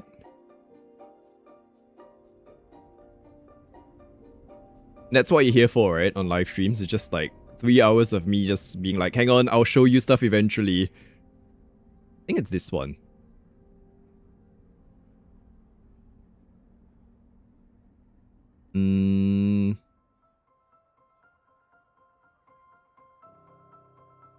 Yes, okay, I found it. Everyone, we're gonna show it. Here we go. Oh my gosh. Here. Banana crepe shop. This sort of thing. So inside it, there is a banana, there's cream, there is like chocolate, and you get this bowl. You get to bring it home, and then if you bring it back the next time, they give you like a discount for the dish. I don't know if there's like a better... Oh, and then they have like banana bread and stuff as well. So this is the banana bread. That was good. This is the shop. And then... Do you see like inside? So it's really like whipped cream with a banana with chocolate around it. And it's cold and it's really good actually. Like it's very far out. There we go. Do you see like sort of the kind of cream that I'm talking about with like chocolate? And then there's like a crepe. Honestly, the crepe was the most like mediocre part of the entire thing. The rest of it was lovely. Which is saying something. Because like the whole thing was really good. So yeah, that was something else that... Why did I bring this up? Oh, So this was the reason why we did not visit Mudeng. Because we went here instead. Oh dear. Yeah, lots of lovely places. I definitely can see myself going back to Bangkok like once a year, once I can afford to. Oh my gosh, and their shopping malls are ridiculous. So I know we talked about the older school areas, like the old school areas, the traditional stuff, but their shopping malls are abundant and huge and ridiculous. Like there are... I don't know how to explain it other than if you ever go, you will realize the scale of their malls. It's ridiculous. There's this mall. So this mall is like 10 stories tall. This is only maybe 3 stories. This is, I think, up on the 7th floor. I didn't have time to actually look at it, but we weren't even done looking at all the different floors. So, and then in the entire basement, there's like a whole area that is themed around like the different regions of Thailand. And like there are no good photos of it, but it's like this sort of thing. Like they themed it like a wet market, or like those floating markets, and then there's lots of different little like stores and stuff. And you would think like, oh, wow, isn't it amazing that they have one of these kind of malls in Bangkok?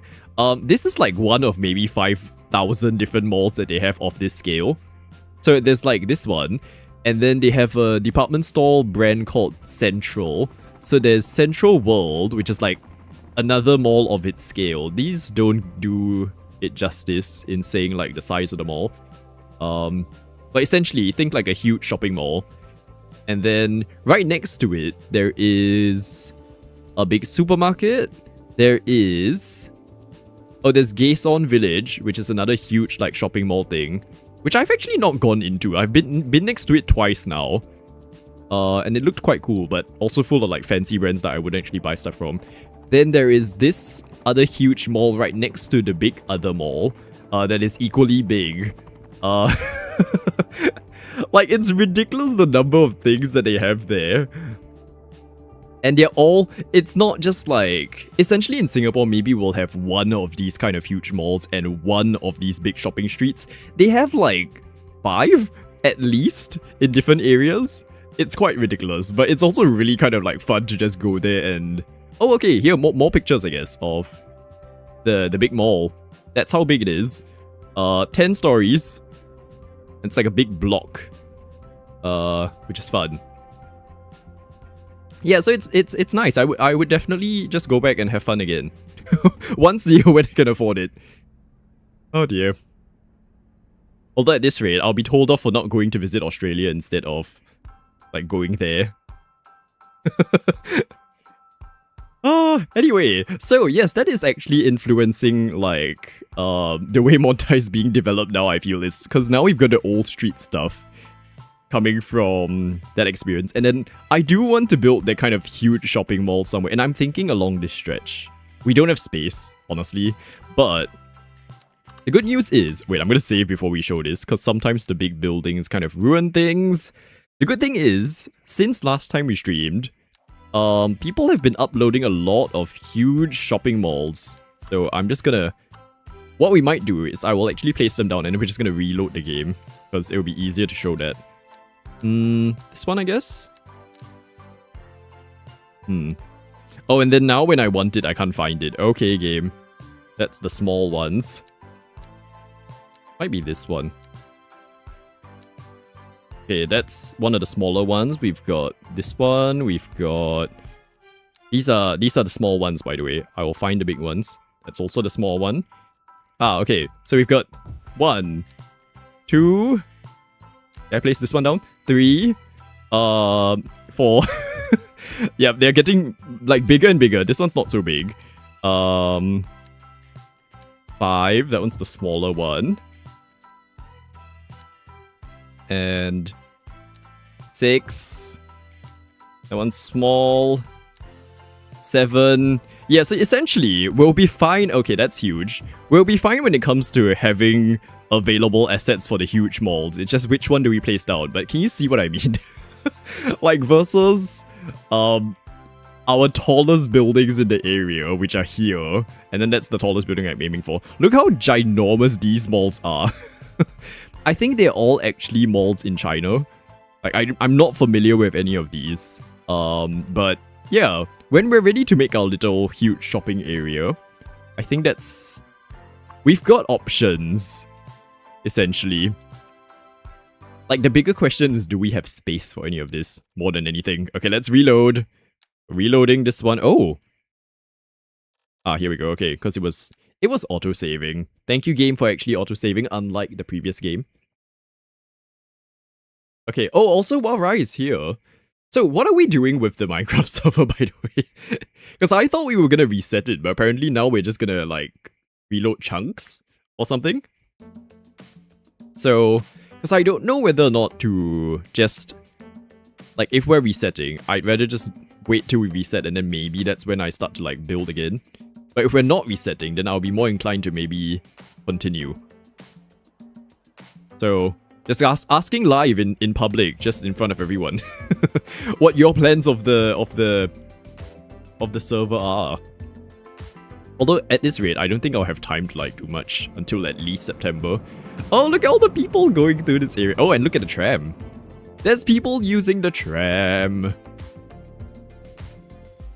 There's people using the tram. At least I thought they're using it. Okay, yeah, there are people here. Good, lovely. Amazing. Okay. And then I'm gonna also... Just because, like, I want them to actually use the paths. So I'm trying to get them to walk. There you go.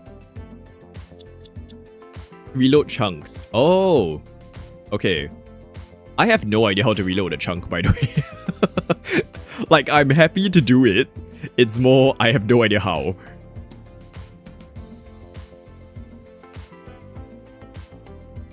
Okay.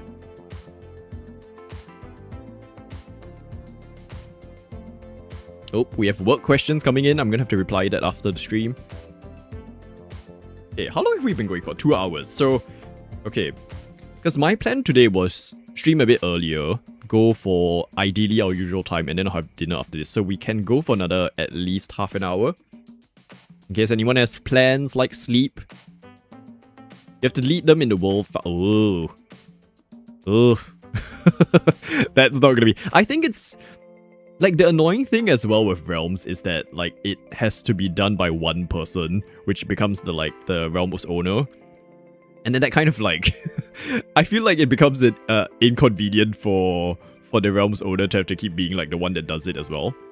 If it were a proper server, although that would be, like, it involves costs, so, like, I wouldn't want to deal with an actual server either, honestly, but, yeah. Pros and cons.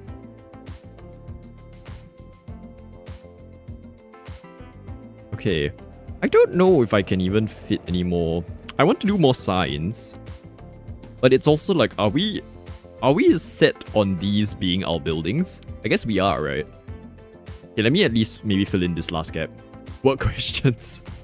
Oh, it's not gonna be a fun one. It's for my shoot this weekend.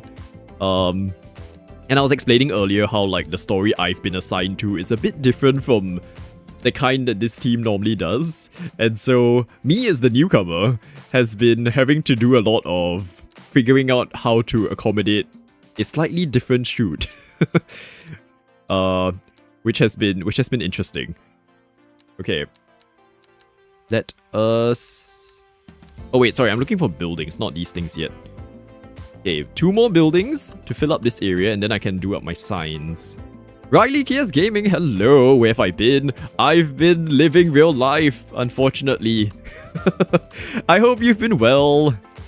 So, okay, a bit of context. I've started a new job as a TV producer for a documentary.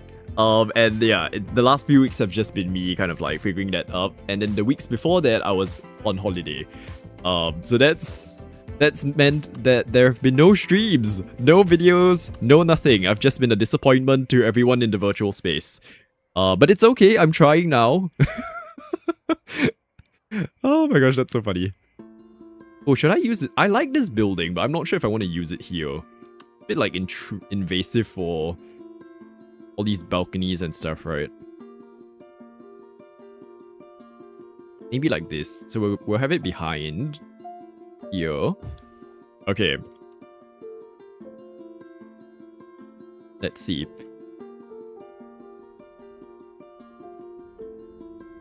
I don't even know where that building comes from. Like, what pack? NL. Oh, Netherlands pack. Okay, I've never used anything from that pack. That would be good. I'm running out of buildings to fit with my style that I'm trying to go for at the moment. Oh, we've got... Hang on. Have I used this? That's too big, though.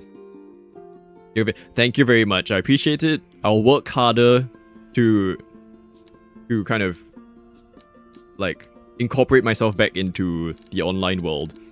Thank you for understanding. Oh, we've got these buildings. Okay, like, we're saved. Got more buildings.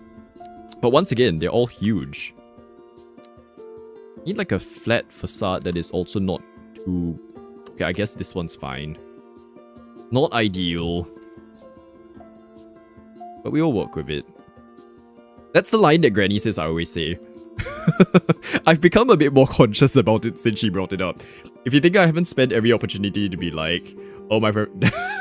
You know, honestly, it's been a bit weird for me to also, like, be telling people, like, oh, I'm producing a TV show.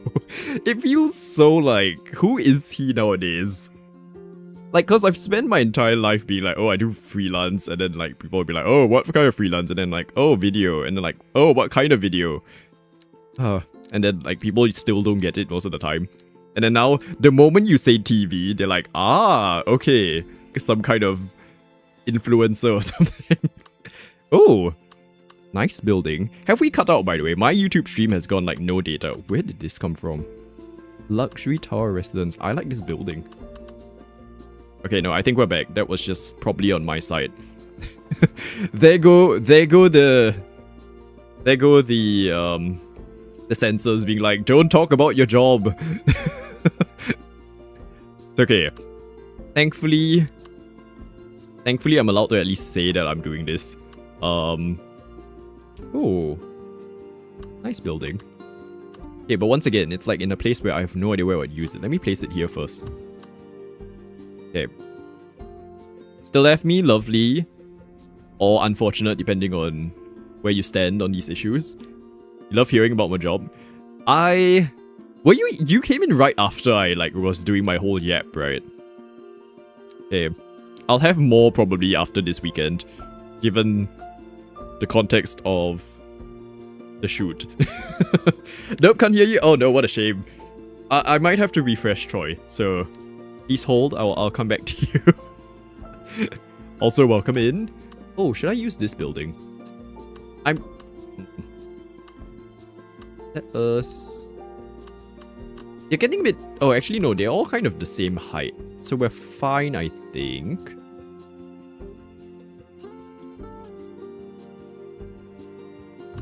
I'm gonna combine two of these buildings.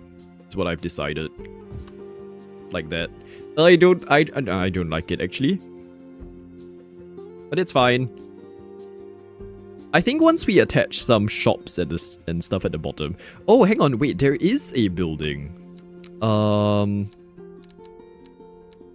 it might be the one I kept using. This one. You're supposed to have shops underneath. Oh, are you not just the same one? Hang on. They do have it. Residential mix. Hang on, let me just like focus for a bit. Commercial L. Commercial this. Commercial this. Oh, I mean, it does fit the space. Okay, you know what? Yeah, let's swap. Oh, hang on, wait. Upgrades. What's this? Self-built rain shelter. What is this? Oh. Why is that an upgrade? That's just like little roof on top of a roof. Okay. Interesting. Interesting. Okay, I'm not a fan of this big facade at the moment. Hopefully if we do it this way, that at least brings something. Yeah, okay, I'm fine with that. Very built up, but I guess that's okay to have. Can we have a bit of a gap between some of these though? I might just hide this little... There. Okay, so then people can walk through that. I'm going to bring these... Oh, I can't select it. This building forward a bit. There we go. I think that kind of gives us... Oh my gosh, it's like when you start combining buildings everywhere, you don't know which one to click anymore. Okay, we're fine. There we go. So, that's the second block of streets. Now, if I put on the neon signs, it might start working a bit better. Let's look. Okay. So I asked this earlier, at the start of the stream. I'm going to ask it again now that we've got a few more people here. What has happened in the world of gaming that I've not been aware of? I know Sony has been in a bit of a mess at the moment. Oh, what does this say? Mountain, river, something, world. What does that say? mountain, river, something, something, world, something, something, something. I do not know what that means. And so I'm worried about like putting it down in case it means something weird. Oh, but I love that those characters kind of fit the vibe though. Where can I put this? Hang on, I'm gonna put it down and then let me use my phone and translate this. Hang on. Okay, Google Translate. Oh dear. And then let's just like use a camera and understand what this is. So this says long-standing tradition of Lilong village. Actually translated in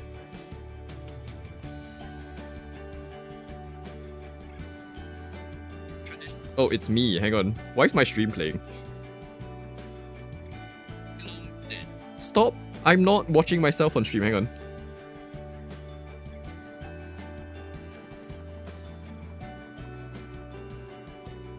I'm trying to understand it word by word. Okay, let's just hope. Let's just hope that that means something generic. Because I like it as a word on a wall. So I kind of want to just use it. Oh! Cocoa bubble tea. Oh, hang on. These buildings have shops. Oh, okay, hang on. Bubble tea it is. We've got, what's this? Agricultural Bank of China. China Securities. Okay, because this building's supposed to be based on like Chinese stuff. So we've got a flower shop. We've got... Oh, I love this building. Like the way they have these attachments. What does this say? 7-day... Oh, it's an express inn. Okay, we can have that. Creative Industry Incubator. Interesting. Law firm. Media.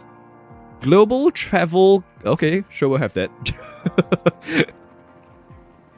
Okay, so, Palia had another update. Was this the one... Like, this wasn't the horse one, right? I feel like I'm so out of, like, everything right now. Minecraft now has seats. What kind? How does it work? Why was this not mentioned when I was on the server? Hello, AJ. Yes, there was an echo. I apparently have been playing my stream on my phone the entire time while we've been, like, streaming. Oh, more words. What does this say? I have no idea what you say. Hang on. Sorry, more translating. Oh, and to think I learned this language in school. Although it might be traditional, like, characters, in which case I won't understand it. Essentially, with Mandarin, there's, like, traditional and simplified. Okay, Google Translate does not recognize any of this word. Translate it for me! Okay, I don't know what this is. So we're not gonna use that. This one says something about a fish. Oh, it is a fish, okay. Where do we use this fish? What does this mean? And then what's this? Oh! Is that like a mural or something? How do I use this? Part 2 of the summer update. Oh my gosh, there were 2 parts. Okay. And what's the big feature about it? Meanwhile, I'll try and figure out how to use this thing. If I use it as a mural... Oh, it's sideways first of all. Oh, hang on. Wait. It is in all 4... Oh, wait, no, okay. So it's supposed to be used like... Well, the words are like... I don't know if it's intended to be upside down, but it's not the right way around. Okay, I'm not gonna use it. It's fine. And then this one, I don't know what this says. Something... It's like one of those, like, phrases that mean a good thing. It's Mandarin. The question is, I don't know if it's, like, traditional or simplified. And I studied simplified Mandarin, and I was not very good at it. So... That's why I'm struggling to actually understand what it's saying. So maybe just to be safe, I will not use that character yet. But if we can find a way to use it, because it looks nice. Oh, if only I could like generate my own one. Then we can just like have sayings that we understand on stream and then just like translate it. Okay, but meanwhile, I'm going to do our signs and stuff again. Because again, what we're aiming for those of you who are just joining us, is there is this street in Bangkok. Let's do this here that I really enjoyed. That had like all these sorts of signs, and they went on for like hundreds of meters. And I'm trying to go for something similar. We won't achieve the same scale because the game just doesn't have like the same variety and the same kind of look, but close enough is what we're aiming for. So yeah. In comparison, our current science situation is really sad. There's not much happening. So I'm trying to make up for it. So we need to have like a variety of signs, but we don't have much to work with in this game, unfortunately.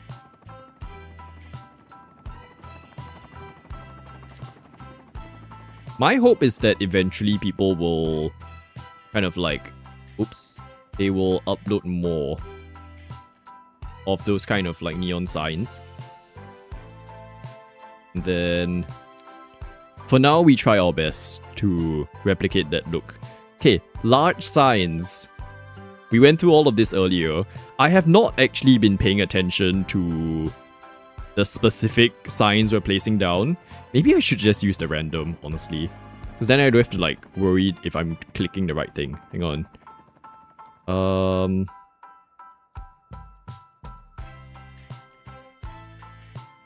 There we go. Signway large. Large 1. Oh. Oh no. No, it's not gonna like randomize it for me. Oh my gosh, okay, here we go. We're gonna have to do it manually. So, cheap and random. That will be our first sign for this new area. Cheap and random. We've got brag and boost. That shall be our next sign. We've got burned bean. That's a coffee shop, I think. That can go there. We've got dry laundry. Because we always want laundry that's actually dry. Here we go. And then Ducky Toy. I feel like I've placed this sign earlier, but we'll go with that. We've got full of foods. And I need some more. Indie Lizard. Yes. See, the effect is not there. These signs are just like too... What if like, if I stack signs on signs, is that a bit too much? No, I think we have to do it like one by one. The lentils, and then maybe the variety of the sizes of the signs as well. So, mediums please, mediums. Oh, there's too many of these things. Rome Cinema. Dry somethings. Oh, that one's not hanging well.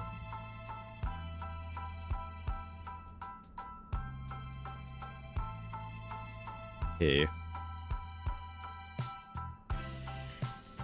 We also have, now that I think about it, slight pivots here.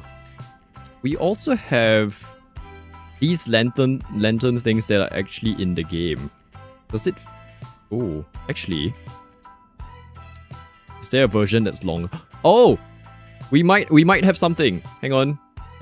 Do you stretch long enough? Oh, where can I put you?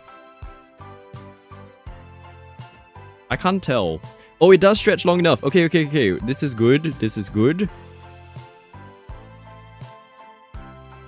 Ooh. Okay. I can imagine us like kind of repeating that a few times. And that will get us a certain look. I'm just gonna have to figure out like how we can make it consistent. So let's just say... Okay, it's not even, but it's also kind of like a reality of like the buildings are in different spaces. Is that too low? So let's just make sure that it's not clipping into buildings for a start, and then specific positions and stuff we can figure out later.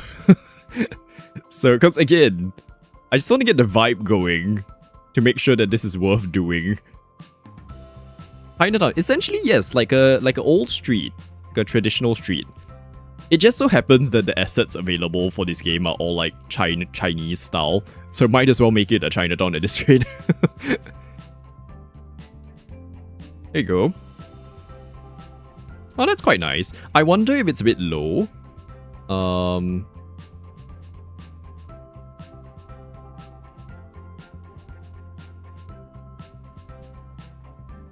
One, two. Oh, is it raining outside?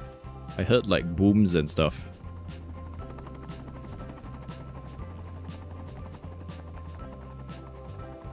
Okay, maybe if we play around with like alternating heights. So what, two, like some of them can be taller, some of them can be shorter. Okay, yeah, that does add some dimension, which is nice.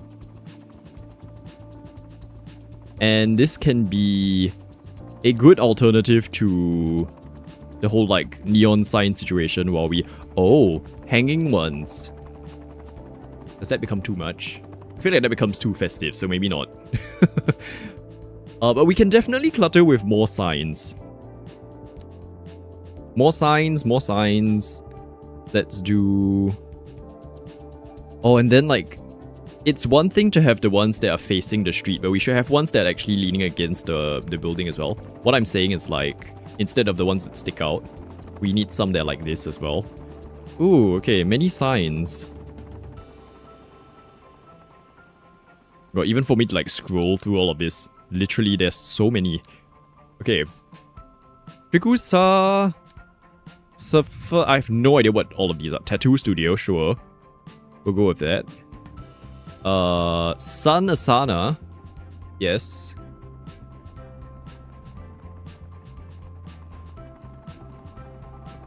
Oh my gosh, all of those poor signs all can't be seen because of like the building kind of goes backwards a bit. That's fine. Okay. Those shows. Then we've got Treasure Trove Comics. We've used that one already. Techo Matt, whatever you are. Okay, some of these actually don't make sense. Because of the way they're mounted. Because in real life, the mounts wouldn't be working. Bloomsbury's. And then Velvet Duds. This facade's not the best for this sort of neon sign situation. Because there's too many gaps. It'll be actually really weird in real life. Oh, someone's had a heart. Are you okay? Do we have children now? Is that what's happening? Someone likes what we're doing. That's, I guess, a good thing. Ooh, okay. I'm starting to see it. Like, the more we kind of go along with this, it's becoming something. So... From the ground, there's a lot more that we can add. But it definitely doesn't feel like any other part of our city so far. This one stretch, which is nice. So as we keep... So one more block, technically, to hit the end of the street. Okay. I think this is good. Oh my gosh, and the van's going again. Really?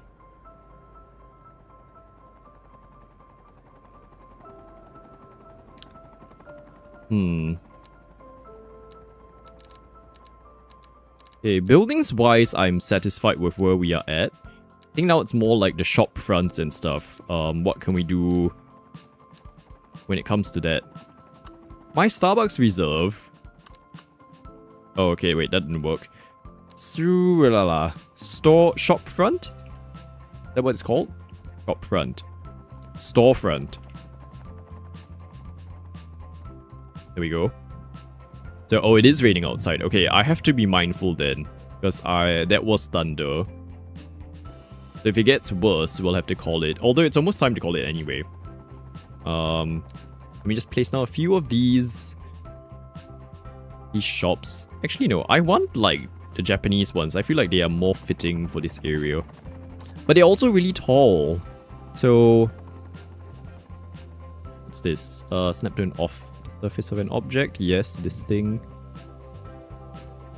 Okay. I'll have a few of these. And once again, annoyingly, These are not the ones that... Can I use this one? Ah, okay, let's do this. Because these ones that I just placed down, they're not actually functioning, are they? Are they? Oh, that one's not functioning either. Okay, so why am I, like, worrying about it? That's fine.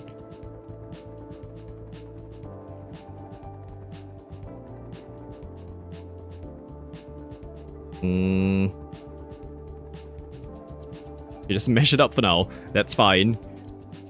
And then, do we have a family mart that's just the storefront? I want either that or 7-Eleven. That can be... Oh, and the good thing is we have these kind of little flags. Oh, do we have a sign pole? We can add... Yes! Hang on, that adds to our thing. Ooh, okay. Thunder's getting quite bad. I might actually have to call it soon. So let me get these poles down. These poles are not working. They don't quite fit the vibe. Let's go... Okay, I'm gonna have to place it like here and then drag it out manually.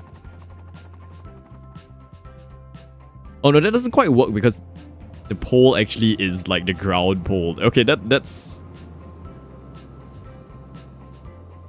It'll have to be like this. Blocking every other sign. I guess that's what happens when you have too many signs that you can't see any of them. This one can go up, I guess. And then this one can also go up. And that will sort of solve itself. Okay. And then... No, they're all standalone buildings, annoyingly. So we'll just pretend that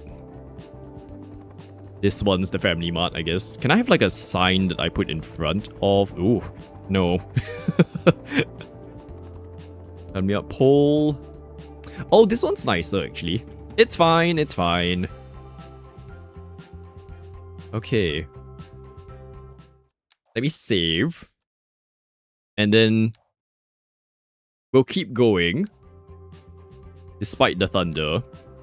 And at least if anything goes wrong, I have saved at least once. So... Come back, Azzy. How's the game going?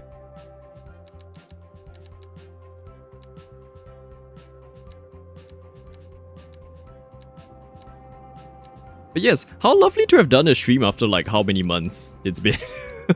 I genuinely do not know how long it's been.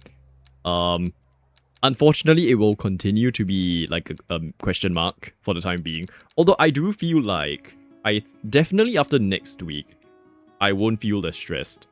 Because most of the intense filming stuff where it's to time, like meaning we're accommodating to like the time of the people we're featuring, is gonna be over.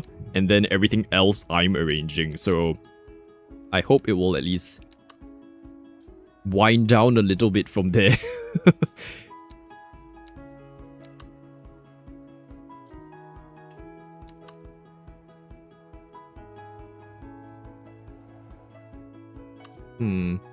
I need more of... Okay, we're gonna use this building, I think. Like the opposite of that building. So right. Then...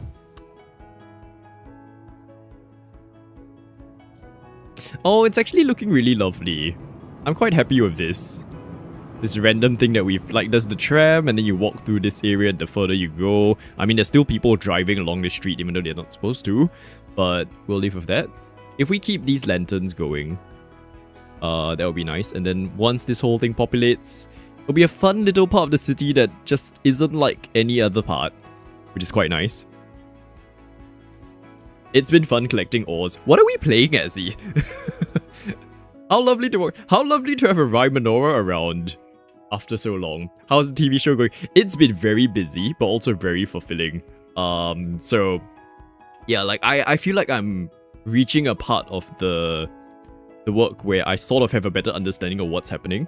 So like I was saying earlier, how I find with any new job or project I take on, the first few weeks are always the one that's like full on very busy, where you're like figuring out a lot of things.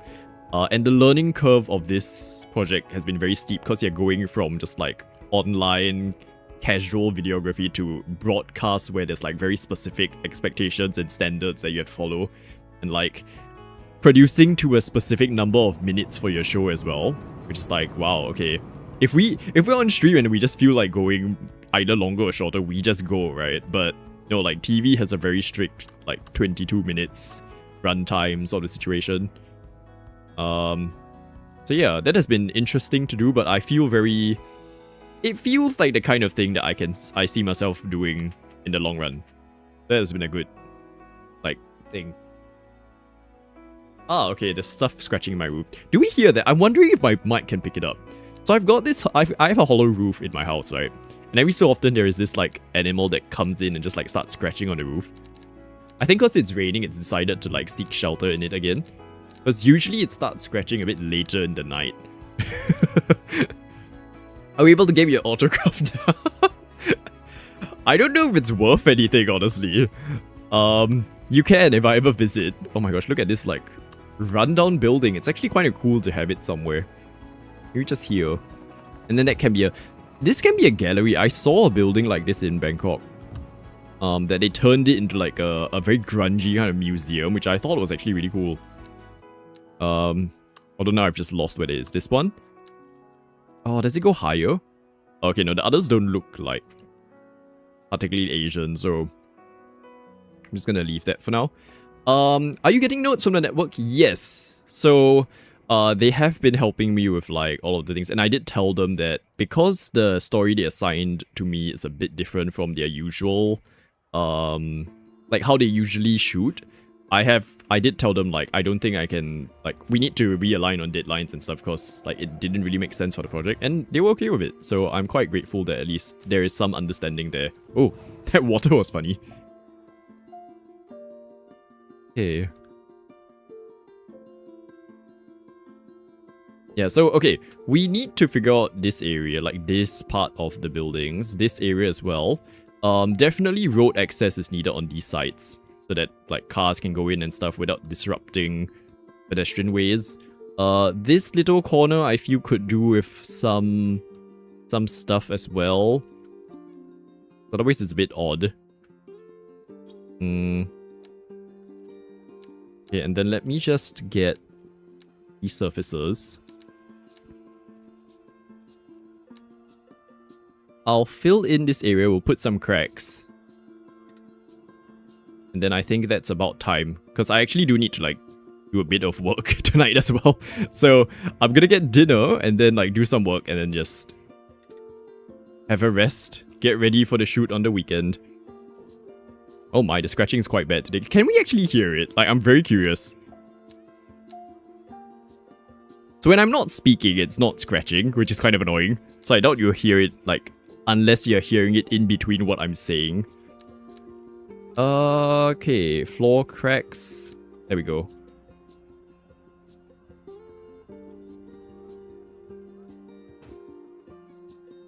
So we do need some of these. Again, old area. We need it to look old. Although, is that too old now? Like, would you be scared to kind of visit this area when it's too... Okay, wait, no. A bit too grungy. Calming it down. I think that was too much. Just a bit is fine. Can't hear the scratching? What a shame. I can't share this trauma with everyone. It's okay. Usually a knock or two on the roof reminds our guest that he doesn't pay rent and therefore he's not allowed to scratch too much.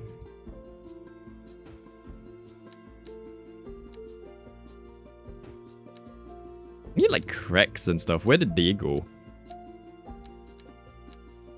Oh, we've got leaves as well. Oh, I should probably put, like, trees and stuff around here. I have not been doing that.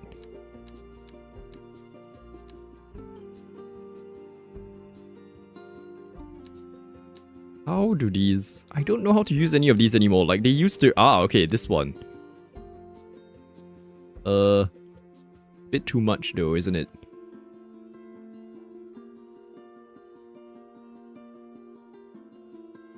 Needs a dark, dingy alley. So that would be... Oh, but there's no space for this one. Okay. There will be alleys. Just... not there. There isn't a space for it. For this... Yeah, because it's all closed off. Hang on. And it's a single building, right? Yeah. Don't think I can pretend this case. Like, we can do it for the other ones. There will be alleys, definitely. But this one's too small of a block for me to do much with. So... Okay, but I do need to also make it obvious that, like, it's become a gallery or something. So we can't just have it completely... the way it currently is either. So let me see. Like, what can we add to... We could have ads. We could have... How big is this? I mean... But then I have to repeat it. So is this...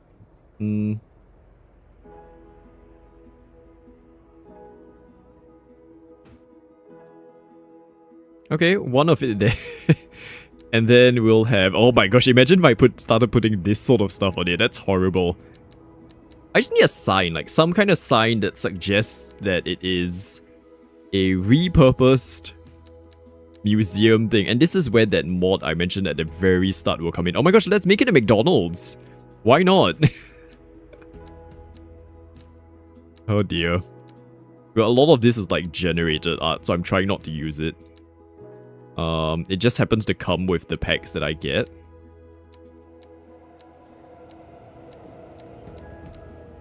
None of these are signs, unfortunately. Kelvin? Shall we call it the Booty Museum? It's actually kind of funny, and it's like... That could be maybe the name of the artist or something. Or Andy. Who's Andy? No, I need actual signs. Okay, hang on. Let's look for it.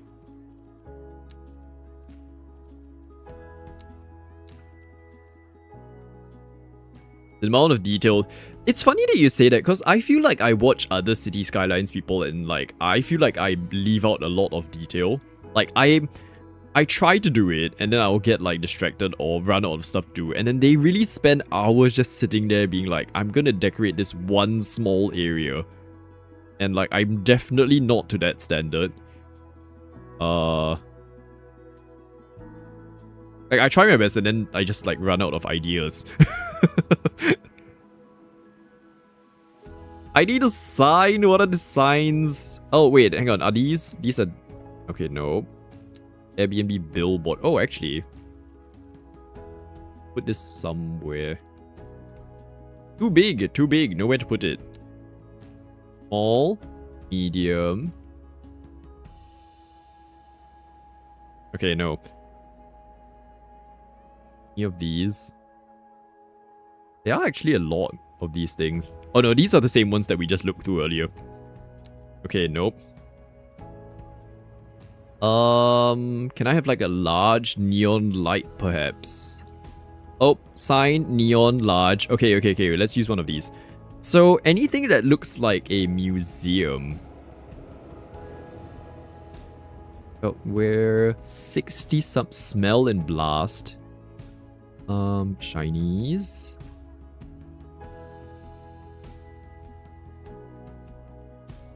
Onshore. Mouthwater press. None of these are looking museum-y to me. Grind a rock. Oh, okay, that's actually a really big sign. I thought it was gonna be smaller than that. Okay. Maybe we'll go medium. Let's just look through what we have first. Chemical... Oh, what a shame, because that logo was actually quite nice, but it's like, the name of it makes it a bit too obviously... Aivatsu. Okay, maybe... Aivatsu's a generic enough name that we won't have to question what it is, or what it stands... Ooh! Oh, it's actually lit up as a proper sign. I didn't expect that. I thought it was just like a thing. Okay. I guess that works. Who is Andy? Have you seen? Where was this? Was this yesterday? Like, we were queuing for a restaurant, and there was this little kid in his like stroller, and he had Woody, like as a plush toy, and I literally said, "Is that Andy?" I forgot that Woody like was the name of it, so yeah. Hi, the Mellow P, welcome in. Looks like a nightclub and gym. It could be, I guess. Or like a fancy it could be a mix of everything. A museum, an artist's hangout, whatever it is. I'm basically following like one of these very grungy, adapted buildings in Bangkok that became a museum. Yeah, where is that booty thing? Let's put booty at least. That could be the nickname. Ivatsu Booty. Oh dear. Oh no, it is gone. Hang on, booty's gone missing. Here. Ivatsu Booty.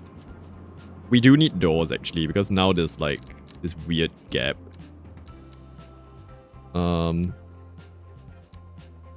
That's also a decal thing, so... Oh my gosh, to remember all of these things.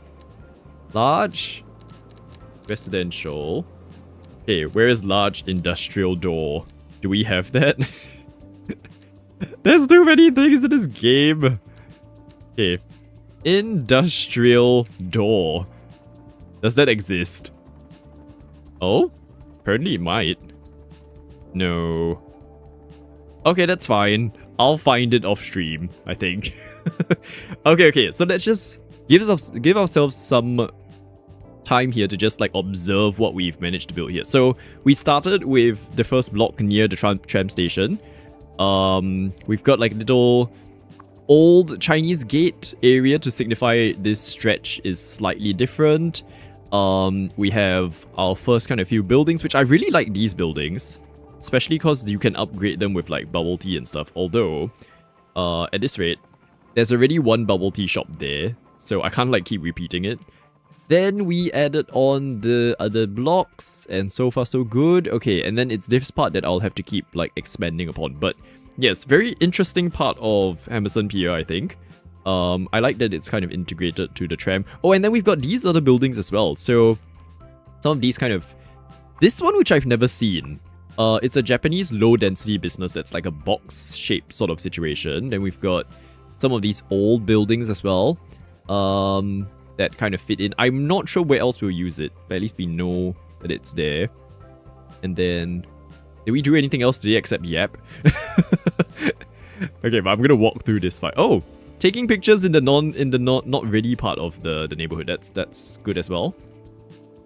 This is really nice actually. I'm quite happy with it. A good amount of progress, I feel. Given the...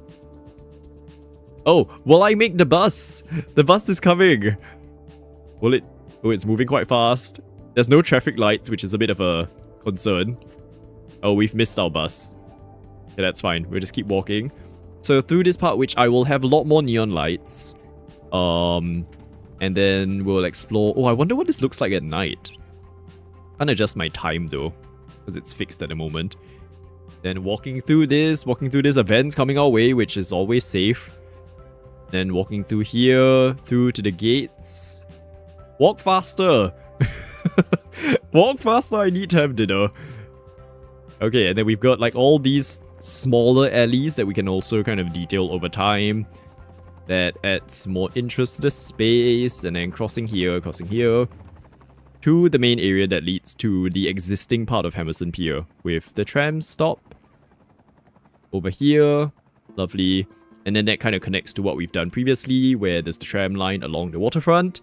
And then the area more inspired by Taiwan and like Kaohsiung and stuff. Oh my gosh, our population has gone up by quite a lot.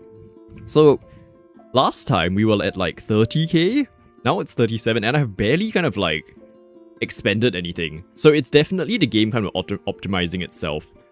And actually having stuff going. Which is a bit funny because like no one's using my public transport that much. Although it's like 4 AM at night, so that might explain it. Okay, but I think we're gonna call it here. Let me save. Thank you so much everyone for joining in. I know we've been very sporadic, and I appreciate everyone for being here, keeping us company, and enjoying the building of this city. So, not sure when we'll next stream. Fingers crossed we can do it at, like next week, but I can't guarantee it. And hopefully I can also put together a like that video that I keep saying I need to and then just never end up doing. we shall see. If anything, when you see something pop up from this channel, it's a bonus day, I guess. So I'll see you soon. Stay safe, stay well, take care. Don't work too hard in life. And oh, I don't have an outro like scene set up, so I'm just gonna go back to the intro. And we shall see you soon. And thank you, Rai, for modding, and Azzy for being here, and everyone for being here.